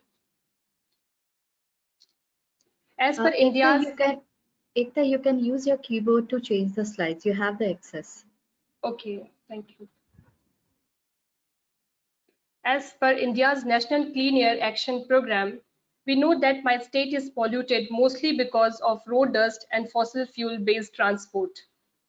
The NCAP says that 90% of the total air pollution in the most of the non-attainment cities of Uttar Pradesh is due to these two sources. Since we run low-cost air quality monitoring devices at many locations in Uttar Pradesh, I have serious concern against the proposition. Let's discuss Singrauli region, which lies on UP and Madhya Pradesh border. It produces almost 20% of India's total thermal power generation, making it a critically polluted zone. Anpara is a small town in the region which houses more than a dozen coal mines run by the Northern Coal India Limited and 3 thermal power units of different companies. But since we don't have any source apportionment study for the locality, the NCAP identifies road dust and transport to be the 90% sources of pollution. Likewise, NCAP suggests some solution for Anpara, like the town needs to build car parking places in order to reduce air pollution, and is silent over the emission norms of power plants and coal dust from the coal mines. This is one example. There are many such examples. There are many such non-attainment cities where completely irrelevant solutions have been proposed under NCAP. I can only remember the statement of Mr. Michael Bloomberg here, who said once, if you can measure it, you can manage it, and you can fix it. We understand that air pollution is caused by all of us. No government, no corporate, and no public entity can be termed as the sole cause of air pollution today. We all have our role in making it a bigger problem day by day, and hence it can be controlled or reduced only when we bring many stakeholders together as we can. Everyone on this planet has to have a role in reducing it, and it can be done only if there is authentic and transparent data. It can enable us in making environmentally right choices and decisions, whether it concerns adoption of certain climate solution on personal level or making some policy decision on government level.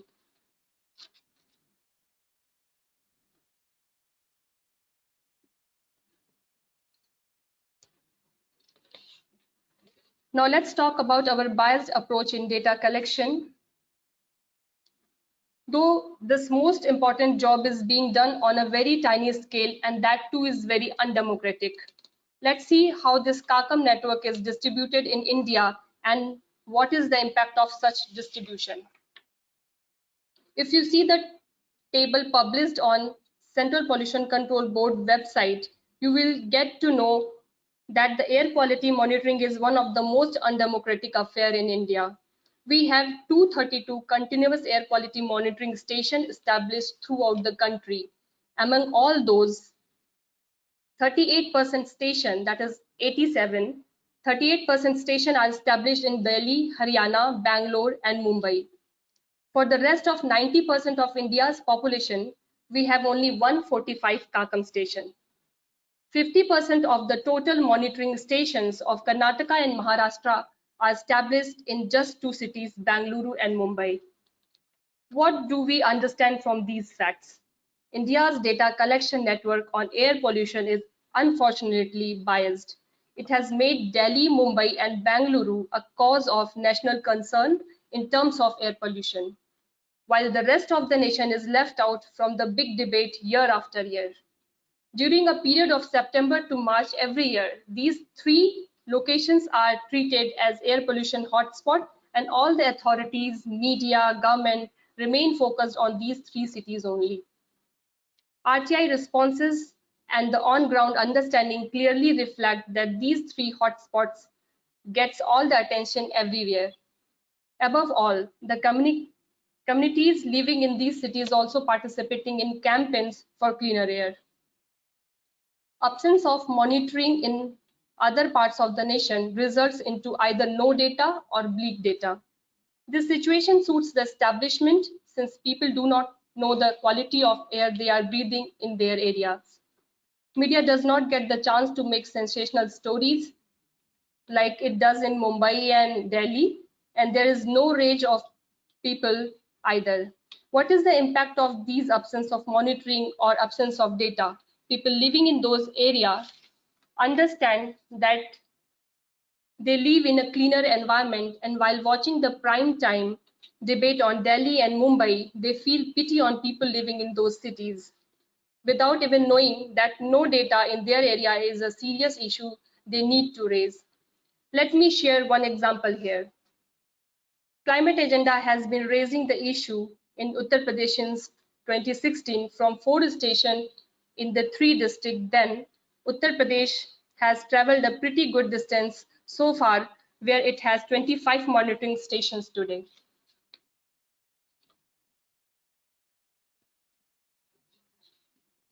Thanks to some friends, Climate Agenda had got 40 low-cost air quality monitoring devices from Ayurveda. We got all of them installed in the area which were uncovered under CPCB monitoring network. Wonder happened when the grassroots organizations started receiving data. People started watching. People started writing postcards to their MLAs, MP, and the ministers. Doctors started talking to media about the ill effect of pollution, and the media started doing sensational story and comparing their localities to the places like Delhi and Mumbai. You can see some stories on next slide. From schools, colleges to the tea shops, people were discussing the quality of air they breathe and the potential sources of pollution in their localities. They started questioning the poor waste management, traffic control, and other things. Getting data from the low-cost device, which also had many limitations, empowered them to talk on air pollution. It empowered them to demand right to clean air. It thankfully led to expansion of the monitoring networks in the state.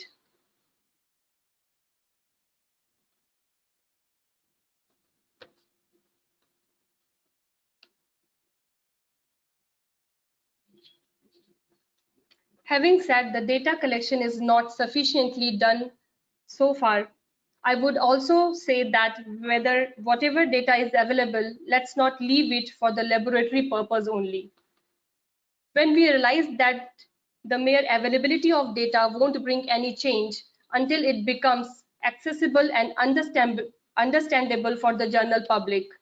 It is important to ask the government to not only democratize the CACM's network, but also to make data accessible in the most local ways. The clean air campaign in India is still not driven by public. There are think tanks, NGOs, and some group of educated people who talk about clean air and run campaigns. The reason behind it is the fact that the data is available in a very scientific language. The system experts from the population, expects from the population to understand particulate matter, SOx, NOx, carbon level, which is an unrealistic expectation for the population with non-scientific temperament. Wonder how should we help people understand the data? I would love to share 2 experiments done by the Climate Agenda in Uttar Pradesh. Those experiments helped us connect the population with data.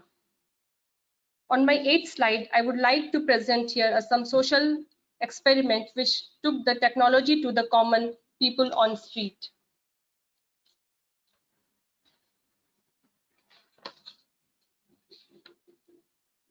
For 2 years in 2017 and 2018, when there were 5 cities in Uttar Pradesh covered with CACAM network, but the data was available on CPCB website only.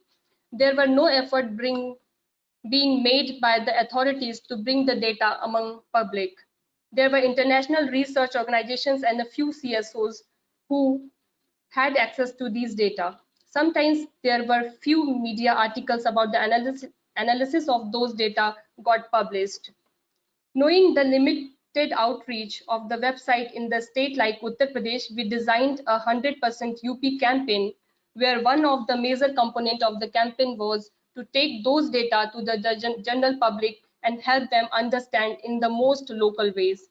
Initially, we had installed manual display board on crowded tea stalls in Varanasi.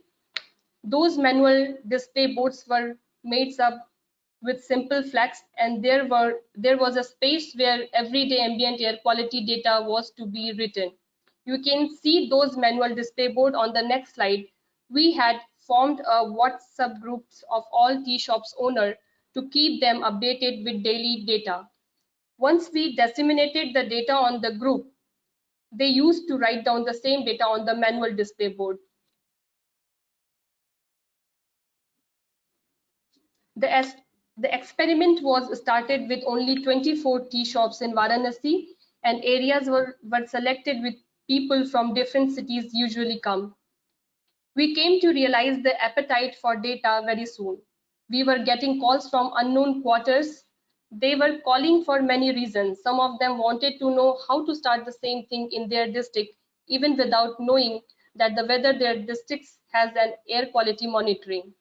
Later, we expanded this network of tea shops from 24 in Varanasi to 3,000 in Uttar Pradesh.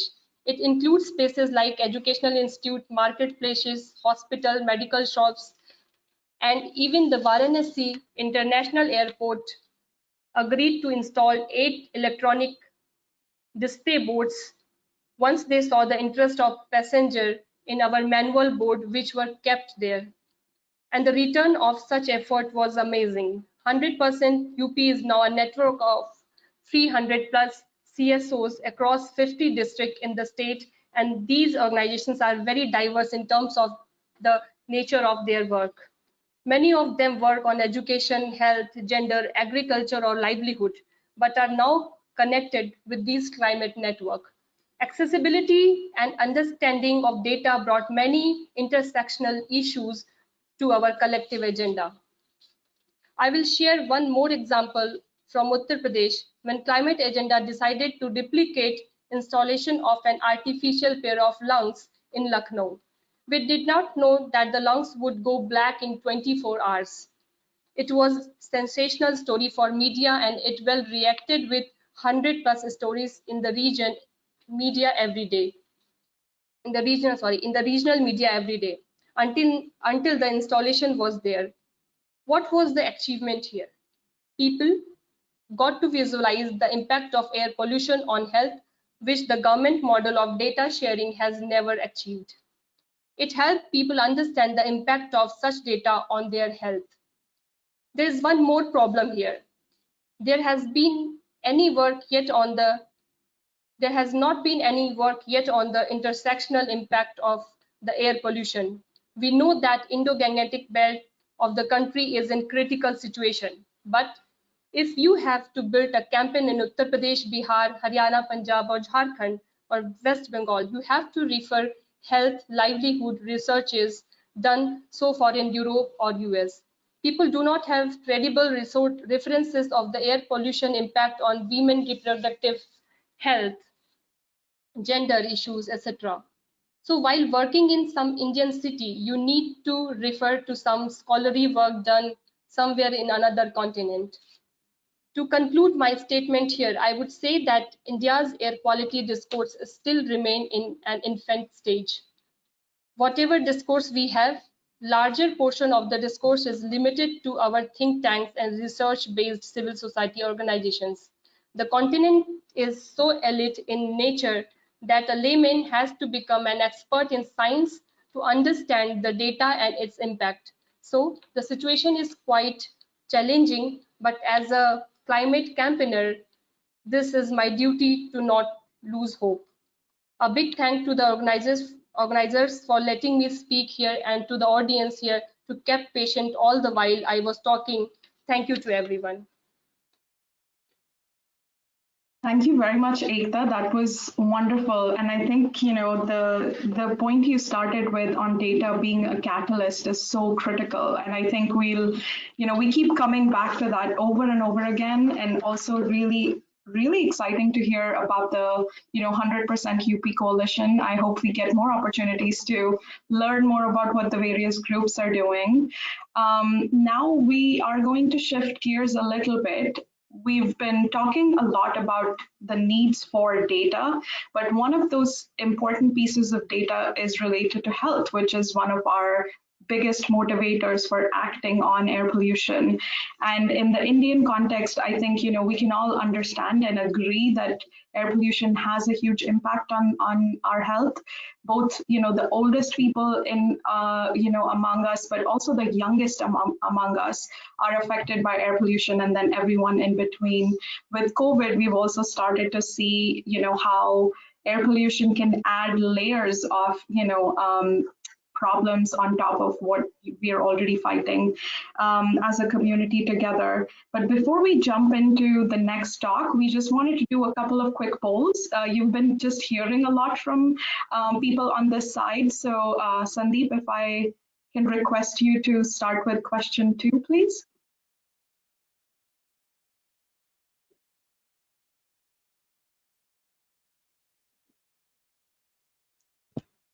Which type of monitoring can best capture individual level exposure to air pollution?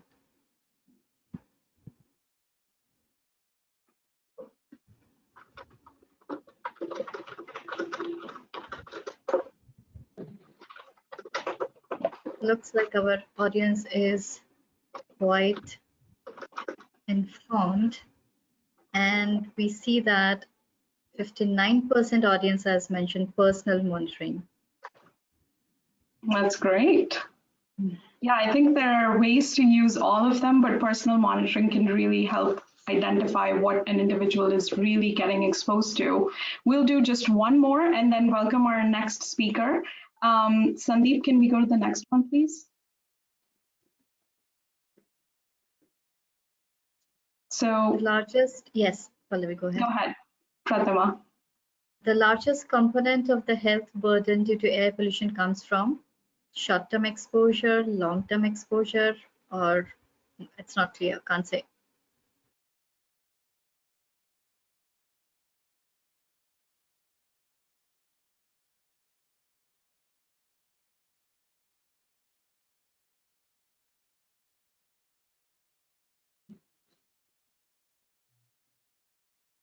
Yeah, so 84% people have said long-term exposure.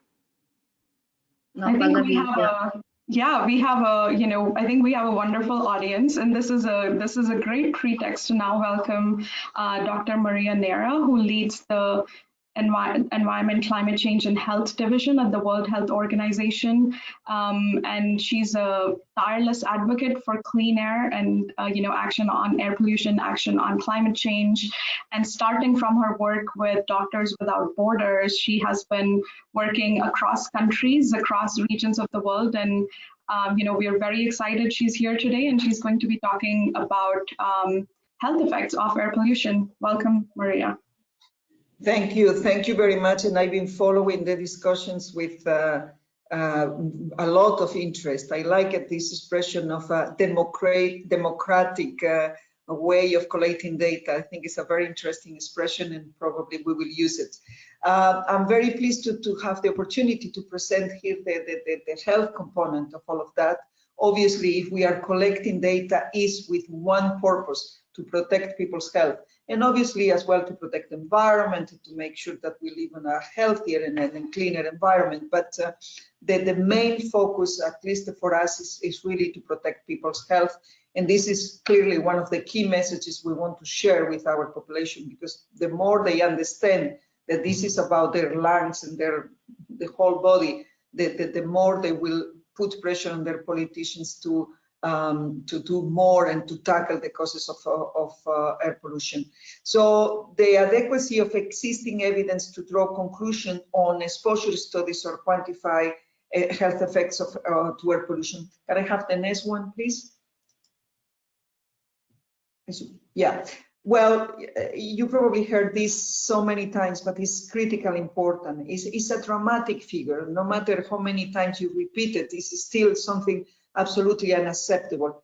Every year we have 7 million premature deaths occurring just because people is exposed to air pollution. This is totally unacceptable. It's coming from ambient air pollution, so 4.2 million deaths every year, and household air pollution, 3.8 million. People will say if you add the two figures, we'll give you 8 million, but there is 1 million that is probably an overlap because the indoor air pollution is contributing as well to the outdoor air pollution.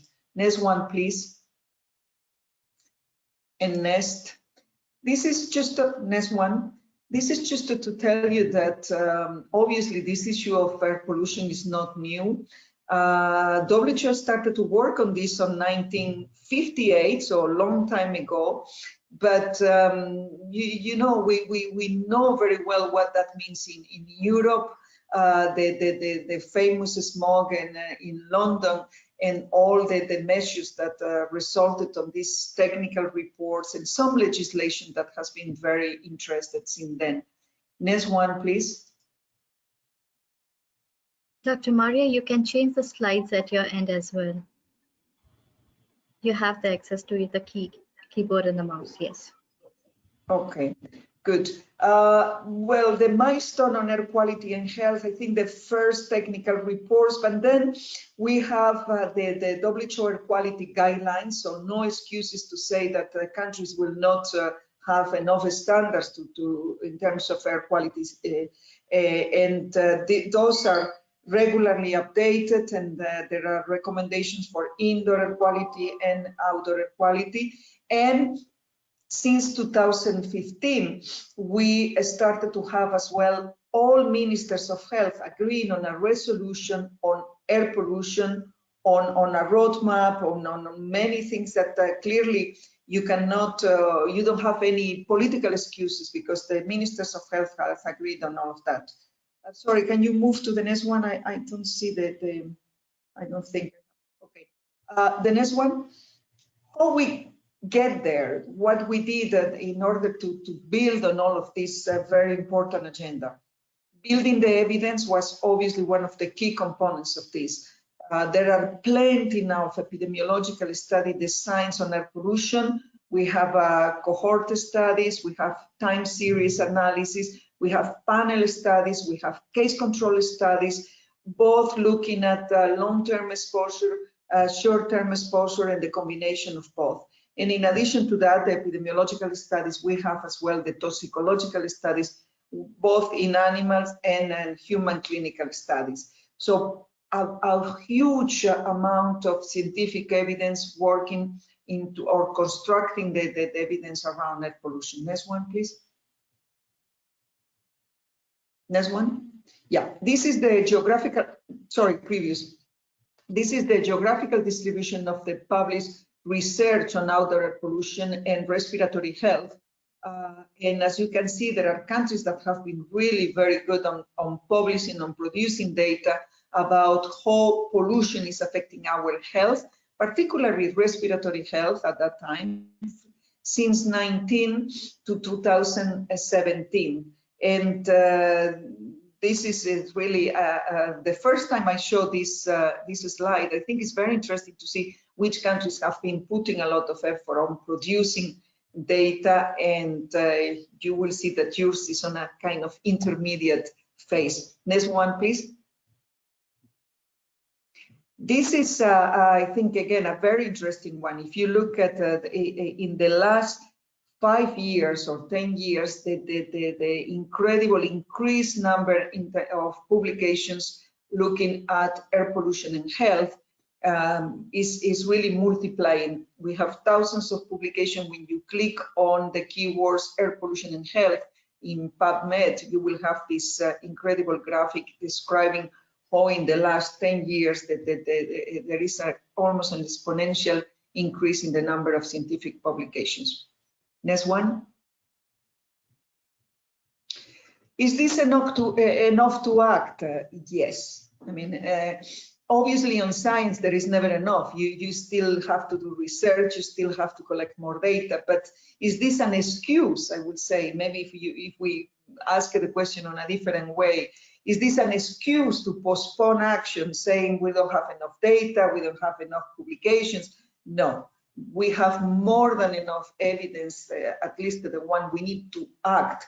Nobody can argue that you can say we don't have enough evidence to prove that air pollution is bad for health, but no one has evidence proving that exposure to air pollution is good for health. That I think is so obvious that, you know, sometimes discussing with politicians, they say, well, if you don't want to accept the science telling you that it's enough now to act because air pollution is impacting our health, can you show me anything that proves that exposed to air pollution is good for your health? Definitely, there is nothing proving such a thing. Next one, please. Okay, and this is exactly the point. This is something that we need to make sure that everybody will have access to this graphic. Air pollution is affecting almost every organ in our body. And I think you heard all the consequences: stroke, cardiovascular diseases, important mortality, of course, respiratory diseases, including lung cancer, pneumonia, chronic respiratory infections, even insulin-resistant type 2 diabetes, and we have now plenty of evidence about affecting neurodevelopment as well, and even affecting the IQ. So premature birth, decrease on birth weight, so plenty of evidence, and almost no organ will be safe from this terrible impact of air pollution. Next one, including your skin, of course. There is as well enough data on exposure and the healthy impact when you look at the global monitoring and reporting, and I'm referring to the SDGs. You have very important connections to the SDG 11, SDG 7, and SDG 3, of course, which is the one on good health and well-being. But if you look at the specifics, the indicators, one will be about the air quality in cities and how this will be affecting the health of the people. The other one will be clean energy, access to clean energy at the household level. And the other one will be very clearly the mortality from exposure to air pollution. Next one, please. Of course, there is an increase in publicly available information and monitoring for air quality. There is an increase on the number of air quality data. There is an increase on the interest from countries to share data. And there is an increase in all regions, but mostly in Europe. So there are still, as you can see, major differences, and not all the countries are collecting data, although this is clearly increasing, this trend is increasing. And but if you can see in the map, still the number of green countries is not as big as we would like to, but there is a trend, there is an increase, and obviously more we explain to citizens how this is affecting their health, more they will be demanding this data, and more they want to know, more there is an interest as well from citizens on knowing what is the level of air pollution in the country, or in the city, or in the rural area where I'm living. Next one, please. WHO is obviously summarizing the evidence, the air quality guidelines. For us, this is a key publication because it will give you the standards, the recommended standards in order to protect people's health for PM and others. So it's based on very robust public health recommendations. We have the best scientists in the world contributing to this. It's intended for worldwide use, so all countries should apply it. Is support, the intention is to support informed decision makings, and is comprehensive and objective assessment of the evidence. Next one, please. We summarize the evidence for further policy action. So we want the countries to use that evidence to set up standards. But of course, only few countries around the world are setting standards on air quality, and only few of them are respecting those standards proposed by WHO. Most of the countries, 90% of the global citizens, are still breathing air which is not respecting the standards promoted by WHO. Next one, please. So there is still a lot of work to do. Next one. In terms of the international agenda, something very important happened recently where we had air pollution included in the non-communicable diseases agenda. As you know, the world is now declaring non-communicable diseases, chronic diseases, as a major issue, and they have recognized 4 diseases and 4 risk factors. And then only recently, air pollution was recognized as one of the key risk factors for non-communicable diseases. I think this is extremely important, and particularly for lung cancer and other chronic diseases.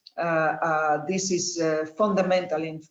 Before it was not recognized. So for us, this has been a very important step. Next one. Yeah, we have tools to engage with other sectors. So again, there is no excuse to say, okay, this is the health data, but what to do now? Well, we have plenty of tools, and I'm sure I'm not going through that, but if you visit the WHO's website, you will see that we have all of those tools for free and available, and there are many that can be used. Let's move maybe a little bit specifically to India. You have clearly air pollution is a major risk factor for your health. You have on this graphic the percent of dailies attributable to the different risk factors in India, and you can see that air pollution, both indoor and outdoor, is among the biggest one, and it represents as well an important economic cost due to the health effects, lost labor, and welfare cost, which is estimated of 500 billion every year. So this is really a huge impact. Next one, please. We know as well that India has been doing a lot of work on this, and I think you have been going through, so I will not spend time on this, but on the population exposure and its health effects, and the source contribution to PM 2.5, you have been going through that very well. So there are very good experts and studies contributing to this at the moment. Next one, please.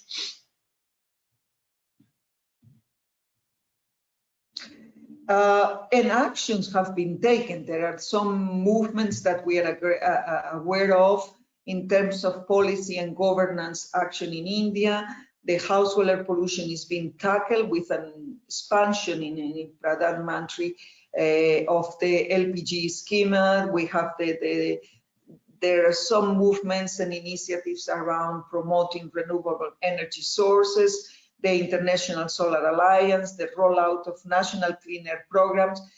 We are very much aware and we appreciate all of those efforts, and they are very well recognized.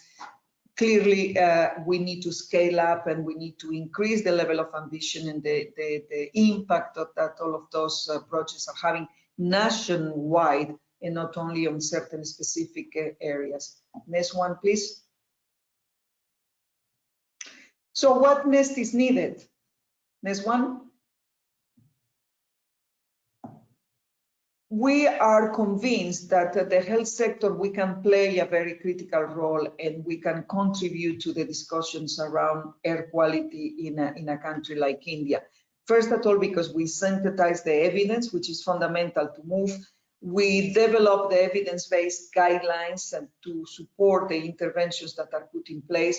We have the health impact assessment to assess whether those policies are generating benefits or not.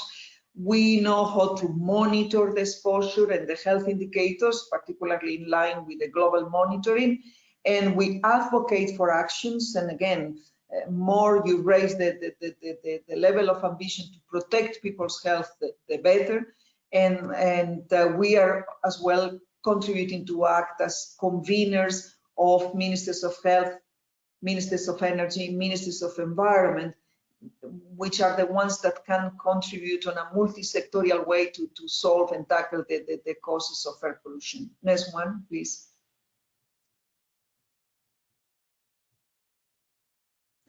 So we need to make sure that the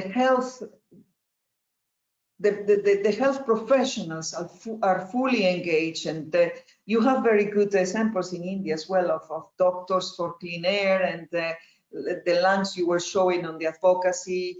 You have fantastic campaigns where the doctors are very much involved. We have the Breathe Life campaign, we have the urban health initiatives, but all of this is fundamental when the health professionals are talking about air pollution. These add on the importance of the topic, they add credibility, and they add as well urgency to the need to do more on this terrible agenda. Next one, please.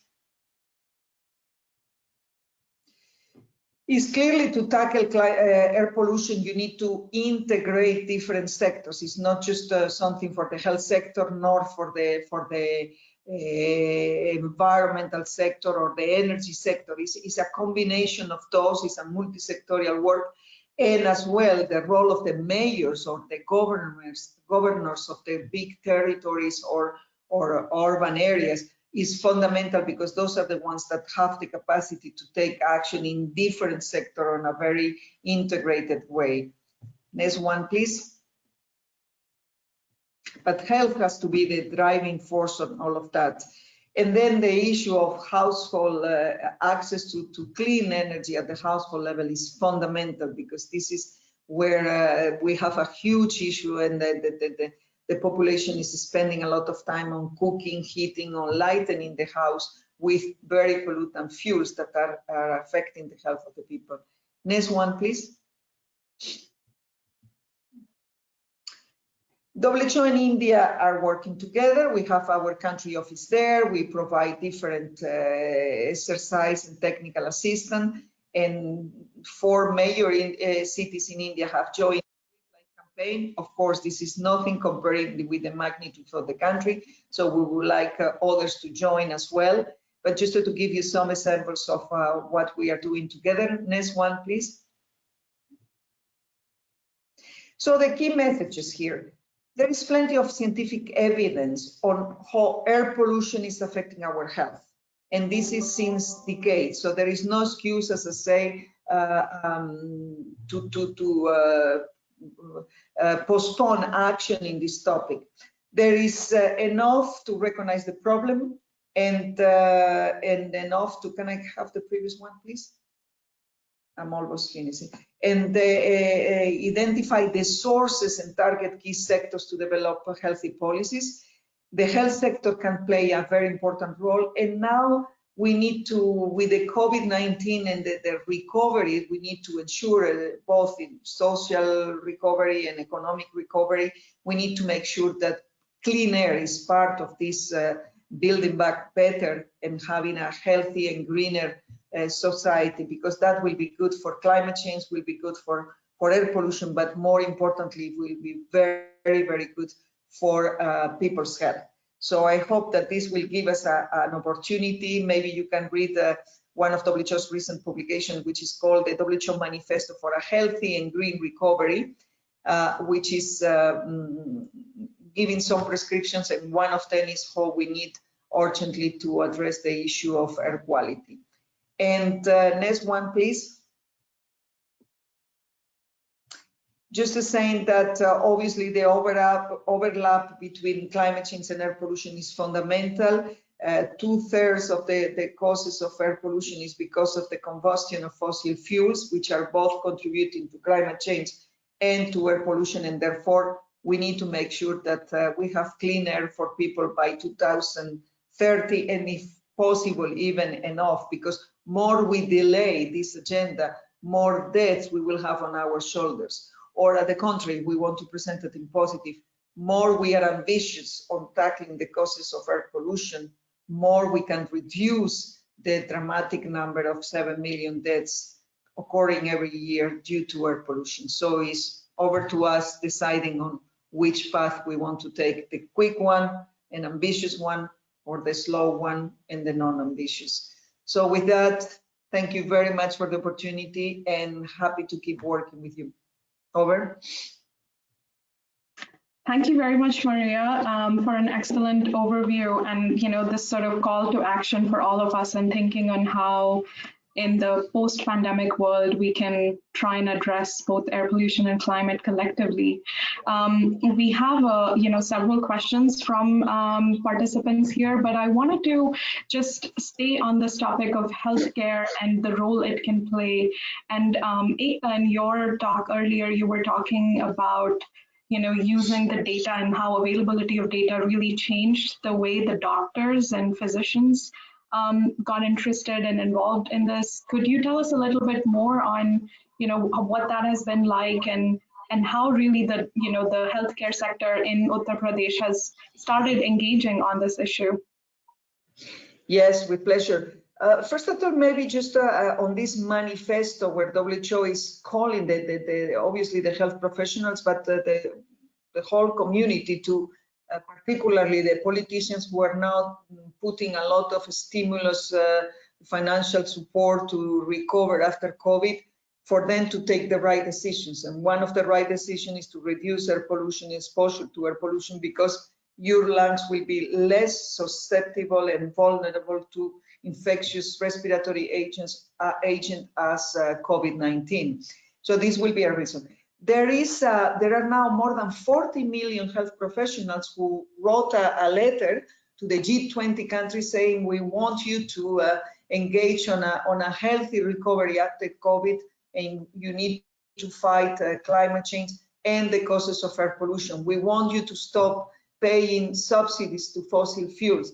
The health professionals are now investing on saying we don't just want to treat the patients and the diseases caused by exposure to air pollution, but we want you to invest on reducing the causes of this air pollution. So more and more there are networks, there are professionals that are aligning. WHO has a huge network of health professionals and related health professionals creating this movement with very clear messages for climate change and for air pollution. This is all about health. Unless you do something to tackle air pollution and climate change, you will keep paying trillions for the cost of the health costs generated by these wrong decisions on sustainable development. So more and more the health community is mobilizing because they feel as well kind of a fatigue on treating patients, like in the case of India. Dr. Kumar is very outspoken on this one, treating 17 years old children with the lungs of somebody who has been smoking for 20 years, while it's not the case. So it's exposure to air pollution, and this has to be, we think that the health professionals can add this very strong health argument that might change things, and that might change the speed at what the world is now moving on collecting data and advancing on this agenda. Great, thank you very much. Ekta, did you also want to give us an overview based on your experience?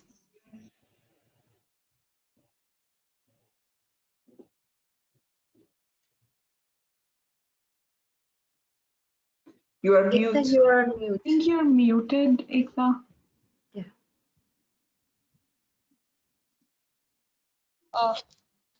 Not much, but as I am working in Uttar Pradesh, and we always used to face the data problem every day. Like we always talk about that there are less stations which can be increased, because we have 75 districts and we have just 4 districts which has live monitoring data.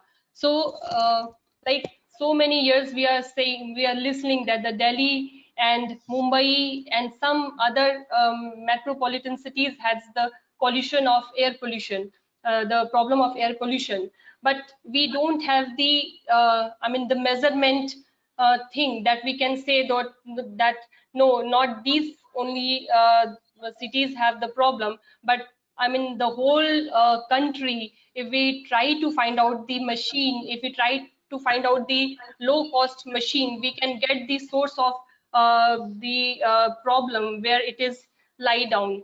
Because in one district has other problem and the other district has other problem. In one city, the kilometers, you can find the changes in the kilometer. Like if we talk about Varanasi, in one area it may be because of construction the problem is coming, and the other maybe from the road dust or something like fuel, some diesel genset fuel. So we need some I was talking about the democratizing the data and democratizing the NACAM station, because we can get the real sources of problem, and if we don't get the real problem where it is coming from, we cannot overcome from this problem. So whatever problem, whatever planning we are making, whatever the program we are making, if we don't get the exact problem identified, we won't get the exact solution. So we have to pinpoint the exact problem, and then only we can get the right thing to do. Yes. Great. I think there's just a lot to do, and one of the issues in India also relates to the type of air pollution and what we get exposed to when we are inside versus when we are outside. So once again, our participants have been in listening mode for a while. So let's do a quick poll. Sandeep, can you please pull that up?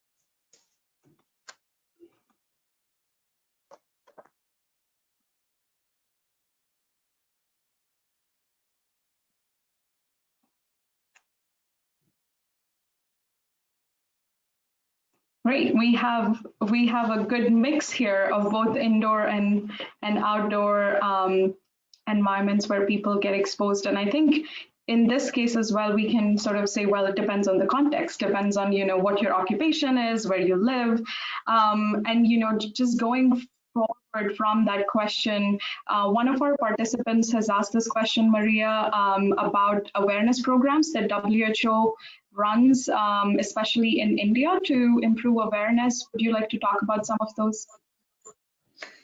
Yeah, I think one of them is the Breathe Life campaign. If people can have a look at that, it's all in our website. You will have a lot of information. And if you have any capacity to influence your mayors or as a youth group or as a group of professionals or as an NGOs or a foundation or a health specialist or all the groups that you have, this one which is very powerful, convince your mayors to join the Breathe Life campaign, because joining the Breathe Life campaign it will generate advocacy, awareness raising, but some commitments as well, and some targets that you will then use for that. So Breathe Life campaign is one of the ones that is very interesting, and then you will be in touch globally with other cities, and it creates something that we call a positive competition among mayors or governors, because you don't want to be seen as the one not moving enough. So this healthy competition is good, and you can learn as well from other experience from other cities on difficult situation or where they share similar sources of pollution and all of that.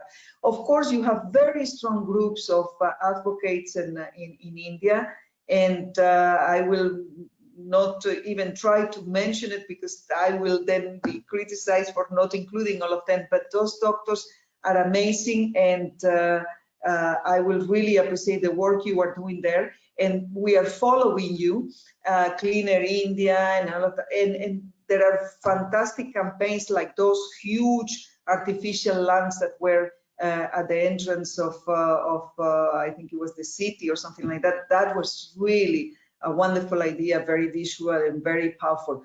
So through the Breathe Life campaign, you can share all of those experiences with us for the rest of the world to benefit and to share those experiences and get some ideas and inspiration as well.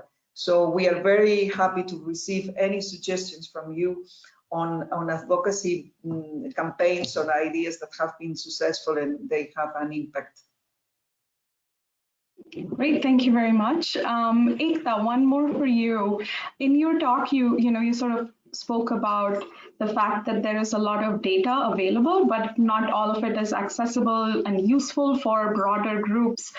How could the people on this webinar today help change that? What kinds of information, what kinds of data would be most relevant in what languages? I think that's an important part, especially in India.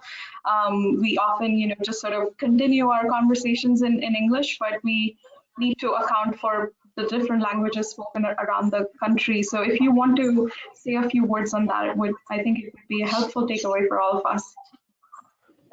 Yes, I was talking about the data should be as much easy in language and as much easy to understand, so that people can get that data and understand what they have to do. Like one example, when we were using the data, like the air quality is like 400 and above. Like people were saying, what is that? It means it is good or it means it is bad. I mean, they were thinking that if it is rising, it means you have to be happy because it is rising. And if it is reducing, you have to be, sad because reducing it means the air quality is bad. So neither government nor the other departments are trying to make the data more easy to understand. Like Lucknow has air quality monitoring station from last 5-6 years, but Lucknow was not so aware to understand the data was rising in the winter, like they were crossing 500 sometimes. But when we installed the pair of lungs, and when it turned black in 24 hours, they understood, oh, means we are polluted more than Delhi or Mumbai. So we have to take step. They started asking the question to mayor that why it is so, because mayor was inaugurating that lungs that day. So they were asking. So if you understand the data in a very easy way, if you're putting the data among public in a very easy language, they can act upon. They can be, find out the solution. Yes, solar is the solution. Yes, this is the solution we have to opt for. And if we don't bring data in a very easy language among them, I mean, that is very useless for them. I mean, 400 rising 500, that is no mean for them. Agree. I think that's a great, that's a really great point. And a couple of other questions related to, how we really know air pollution is a cause or a risk factor for death. And Maria, I'm sure you get this question all the time. We don't see air pollution as a cause of death on any death certificate. So how do we know that air pollution is really the reason? Well, first of all, this might change. As you know, there is an open case in UK now where a very strong advocate, the mom, unfortunately, of a child who passed away due to very severe causes of asthma, crisis of asthma. Maybe soon air pollution might be recognized as the cause of death. It's true that in the death certificates we use the disease and not the risk factor, but there has been, doctors are starting at least to recognize air pollution as a very important risk factors for which they need to do a prescription.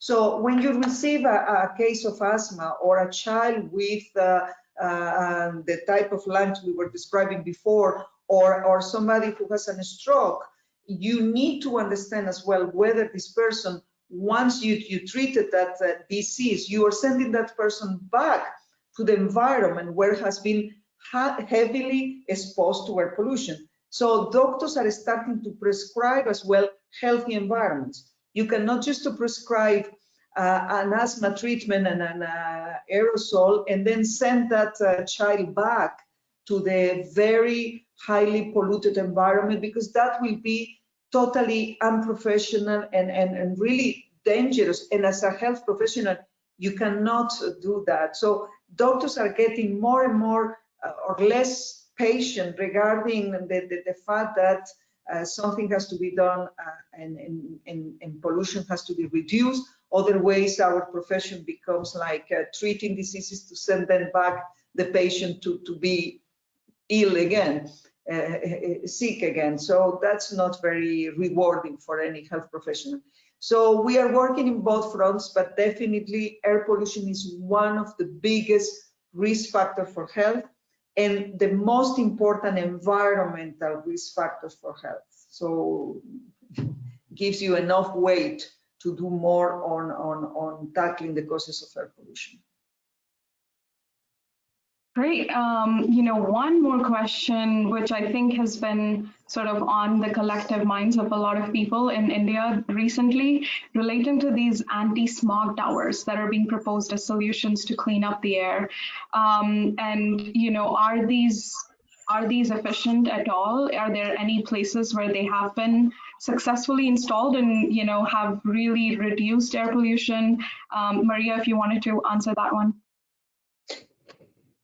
We need to look at the sources of air pollution. So there's the solution to air pollution is not wearing a mask or having bars where you can buy oxygen and or living on a house where you can have a special cleaning for your environment.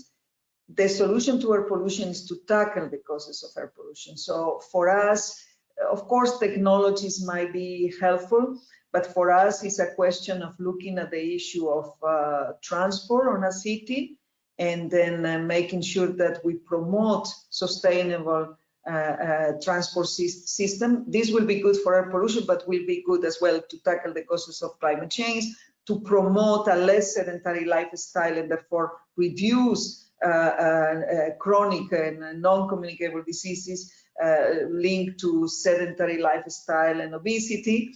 Is about looking at the sources of energy you are using. If you keep burning fossil fuels, there is no solution to have a tower to clean your air. The solution is to stop using fossil fuels, burning fossil fuels, and to move into a more renewable, clean source of energy. This is good for your health, it's good for your economic development, it's good for your social development, and it's good for making our lives more conducive to health and prevent crises, even like the one that we are facing now with the COVID. We need to stop paying subsidies to fossil fuels, and we need to stop our terrible war with the ecosystems and the nature. We need to have a more sustainable development, and that will be fantastic in all fronts, to prevent crises, to prevent pandemics, to make our health less vulnerable, to promote a good economic recovery, a better society. There are only benefits to that. So I think we need to go to the causes and not just put some remedies and then something which is ad hoc and will not solve the real problem. Yeah, I think I completely agree. We need to just focus on solutions that will actually reduce emissions. One other aspect of this whole debate or discussion in general has been the increasing role that youth are playing, especially on the climate change side. They're becoming very vocal advocates for action, and some of the people on our participant list here are interested to understand if they're scientists or like young people interested in air pollution and climate and health, what are the best ways for them to get involved through WHO initiatives, and then Ekta afterwards, if you want to talk a little bit about how they could get involved with programs like yours, I think that would be very helpful. We are always extremely open to the youth groups, and we are working very much with them. As I said, we have several networks that are contributing and giving us plenty of ideas, and they contribute very much to the dissemination and the awareness raising, but there are not enough. So we are very much open and welcoming other groups, and particularly those who are, coming from areas where they are very much exposed and they have, unfortunately, personal experience to what being living on a city with high levels of air pollution is about it. So very much welcome. We need to make sure that the climate change big movement, they have been so fantastic in terms of raising awareness and creating this political momentum. We need to make sure that more and more the climate change community and air pollution talk together, and we in WHO for us is almost the same agenda. I mean, we can bring the 7 million deaths caused by air pollution to the climate change agenda, which is something that the climate change community for a while, they have been trying to avoid that argument because, those are deaths. So this is really very heavy. And but at the end of the day, the keeping the burning fossil fuels is the cause of climate change in one part, and is a major cause as well for air pollution. So from a health point of view, for us, we need to stop burning fossil fuels because this is killing you. And if it's not killing you, it's making you sick. And it's costing a lot to the society and to you as a person and as a community. You are paying a very high price. So for us, the price of fossil fuels is paid by our lungs. This is our slogan. So the price is paid by the society, but paid by your lungs. And the moment we pass that health message to those groups, to those activists, I think we can have a very common cause, a very powerful one. After the COVID, people is very sensitive to whatever will put at risk their health, there will be concern. So the more we tell everyone, those youth groups, that this is very pragmatic. It's about saving the planet, yes, but it's saving your lungs now. So it's not next generation, and it's not polar bears, and it's not, there is no planet B. No, there are no lungs B either. So we have two lungs, but they are affected at the same time. So it's equivalent to one. So no planet, no lung B either. So put the lungs at front, put the health argument at front, and I think the youth can be extremely powerful. Thanks. Ekta, did you want to talk a little bit on your experience? Yes. Could you please repeat the question once for me? Yes, absolutely. So in recent times, youth have become really involved and engaged in air pollution, climate conversations, and some people on the participant side here are wondering how can they get engaged, and what can they do in order to help move this forward. Yes. We are running campaign like 100% UP or Care for Air. So we have one page where we ask people to join us and we support them. We go to schools and find out volunteers.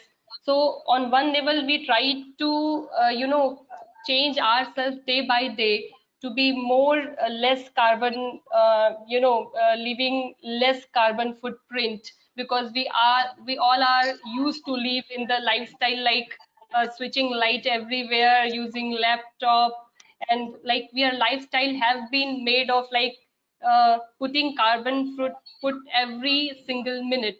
So first of all, we try to improve ourselves and make a citizen like to impress everyone, so that one can get, yes, I want to be like this person, and I want to reduce carbon by myself, what the lifestyle I am leading with. And the second, like we go to schools, for examples, we go to a school and talk to the youth like class 7, class 8, class like high school, inter, and sometimes in university. We connect with youth and try to get their idea. They have so much ideas, they know everything, but they don't know how to act upon. So when you try to communicate with them that I want to do this, I am doing, and if you are together, we together can bring change in our city. And I have one example. I have a school I used to visit, and when I said that thermocol is bad, plastic is bad, and we don't want to use this, and try to convince our family, our school, our elder to not to use plastic and thermocols, that school administration has stopped using thermocol, because they used to allow children to make a model in the school with using thermocol. I mean, every school has in science model they use that thermocol, but the administration stopped that. From now we are not going to use thermocol to make class project and models, because of the pressure of children. They were saying that we don't want our school to use thermocol. So you have to convince children they are ready. And I mean, that child was, I mean, the class was ready to convince the administration of his school, and they were trying to stop the market nearby that school, that we are not going to buy anything if you bring if you give anything in the plastic. So I think if you take step and you act upon, people are coming to give you support, give you a hand. Like, people are very much influenced with Greta Thunberg. Like, a 16-year-old is getting coming out and taking action. So she is influencing in the same way like the city. A 7-year-old child can influence if you influence him that yes, I'm doing this and you have to come out to help me, because alone I can't bring change. Yeah, I think that's a very powerful message. And to close out the session, I think we have a very challenging but important question in in the Indian context, often because of very poor enforcement and weak regulation. There isn't as much that people really think they can do. They feel powerless, and are looking for ways to be able to make an impact. And the question was directed towards you, Maria, but I think you could both really, if you could comment on how to overcome that feeling and really make an impact and help bring change, that would be a perfect closing to this session.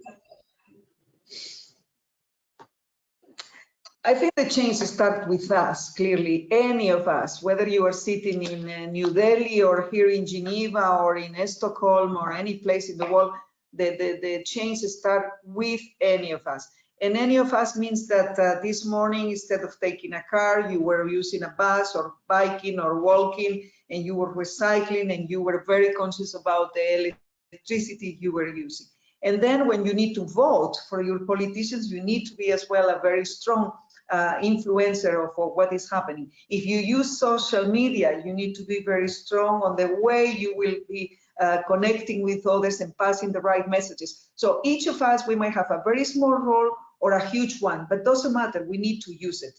And fundamentally, more we put pressure on those politicians, and now with the recovery of the COVID-19, I mean, more than ever, now we need to be so cost effective. We are on an economic recession at the moment. It's very sad to say it, but it's true, it's the reality. We need to be very conscious that this is the reality.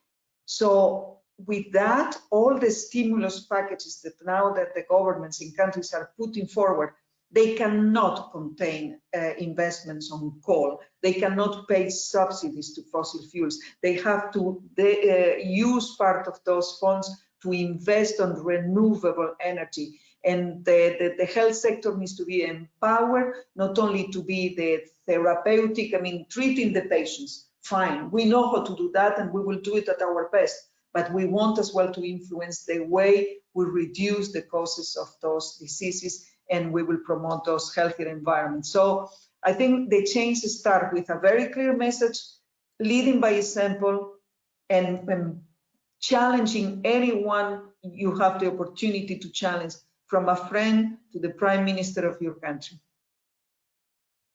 Great. Ekta? Yes, I think I'm quite agree. Like, whatever the platform we have, we must use that platform to bring change. Like India is undergoing a big change. Like we are asking not to dilute the environment impact assessment because it is going to harm in a big way to our environment. So people are even very much, youth are coming out using social media, using emails, sending emails to the ministers that not to dilute. I think whole the country come out, let people know what is EIA and how it is important, and several issues like which is important for the environment and which is important for the human health. I think let's talk about the policies. Do not say that I'm women, I'm staying in the home, or I am a youth, I cannot speak because I have to pursue my education and ambition. So you have to talk about the policies, people who have the idea of how to make policies and what are the policies come out, and let common people know in a very easy way what is the policy and what is the change, and if that change come in a very wrong way, what is going to be happen. So we use the social media platform, we use every channel, we use offline online campaigns to make our environment better and ask question to the policy maker that why it is so. Wonderful. I think, we can leave on this note that no change is too small, and we can all continue to fight this battle together. I think it's for the common good and definitely worthy of our time and effort. With that, I really want to thank both Maria and Ekta. Thank you so much for taking the time to be with us, answer all these questions, and hopefully we can continue the engagement beyond this conference today. And again, a huge congratulations to the CSTEP ICAS team for pulling this off. It's been a wonderful 2 days, and hopefully you'll keep at it and bring us all back together. Back to you, Pratima. Thank you, Pallavi. Thank you for chairing the session. Thank you, Dr. Maria and Ekta. It was really insightful session and very strong messages coming out of your session. When youth needs to be involved, women needs to be involved. We need to start from where we are. We just don't need to wait for science to come out and say that this is where you need to act. So it was amazing. Good to hear from you both. It was definitely different, WHO perspective and a climate agenda perspective, but collectively it is towards the betterment of the society and the ultimate goal of health improvement of the society. Thank you again. Thank you. Thank you. First and foremost, I would also like to thank all the participants, the speakers who attended with us on both of the days. Much gratitude to everyone. We believe that ICAS has initiated a shift towards improved collaboration, and we hope to maintain this momentum and further the conversation by pursuing the innovative ideas and discussions that has happened across 2 days of the event. We definitely look forward to your continued feedback and support, which will enable actually Center for Air Pollution Studies to build its expertise in addressing air pollution across India and South Asian region. Center for Air Pollution Studies basically works in 3 verticals: measurement and monitoring, modeling, and policy analysis. The 4th vertical that we are going to initiate work on is health, because health improvement is the ultimate goal why we are monitoring and measuring and modeling air pollution data. And I take this opportunity to thank all the people who were involved in making this happen. And it is fair to conclude that the conference was a success. So many people have contributed in so many ways. I owe special gratitude to MacArthur Foundation, Bloomberg Philanthropies, and Shakti Foundation for supporting Center for Air Pollution Studies. It would not have been possible without the funders' support. Special thanks to Dr. Pallavi for helping us to give structure to the agenda, its theme, and identifying the dignitaries for the various panels. And again, I thank all the speakers, panelists, moderators, and participants. Needless to say, any event cannot happen without team effort. And I thank all the teams who were involved in shaping ICAS 2020 and their enormous and constant support. I thank Priyavrat, our sector head, for supporting me in all the ways. IT and communication team had a big role in making this event possible. I thank the entire IT team, Sandeep, Ram, and Nitya, communication team, Neha, Merlin, Bhavna, Pratha, Udita, Litya, Shri Rekha, Garima, Devaditya, and I thank my CAPS team, Shrikant, Padma, Anirban, Vignesh, Udaya, Jaishankar, Rishikesh, Ritika, and Amishi. Last but not the least, I thank Dr. Jai Asundi for his tremendous support and cooperation towards ICAS and building the activity and framework for Center for Air Pollution Studies. Thank you, everyone. Have a good day and keep safe.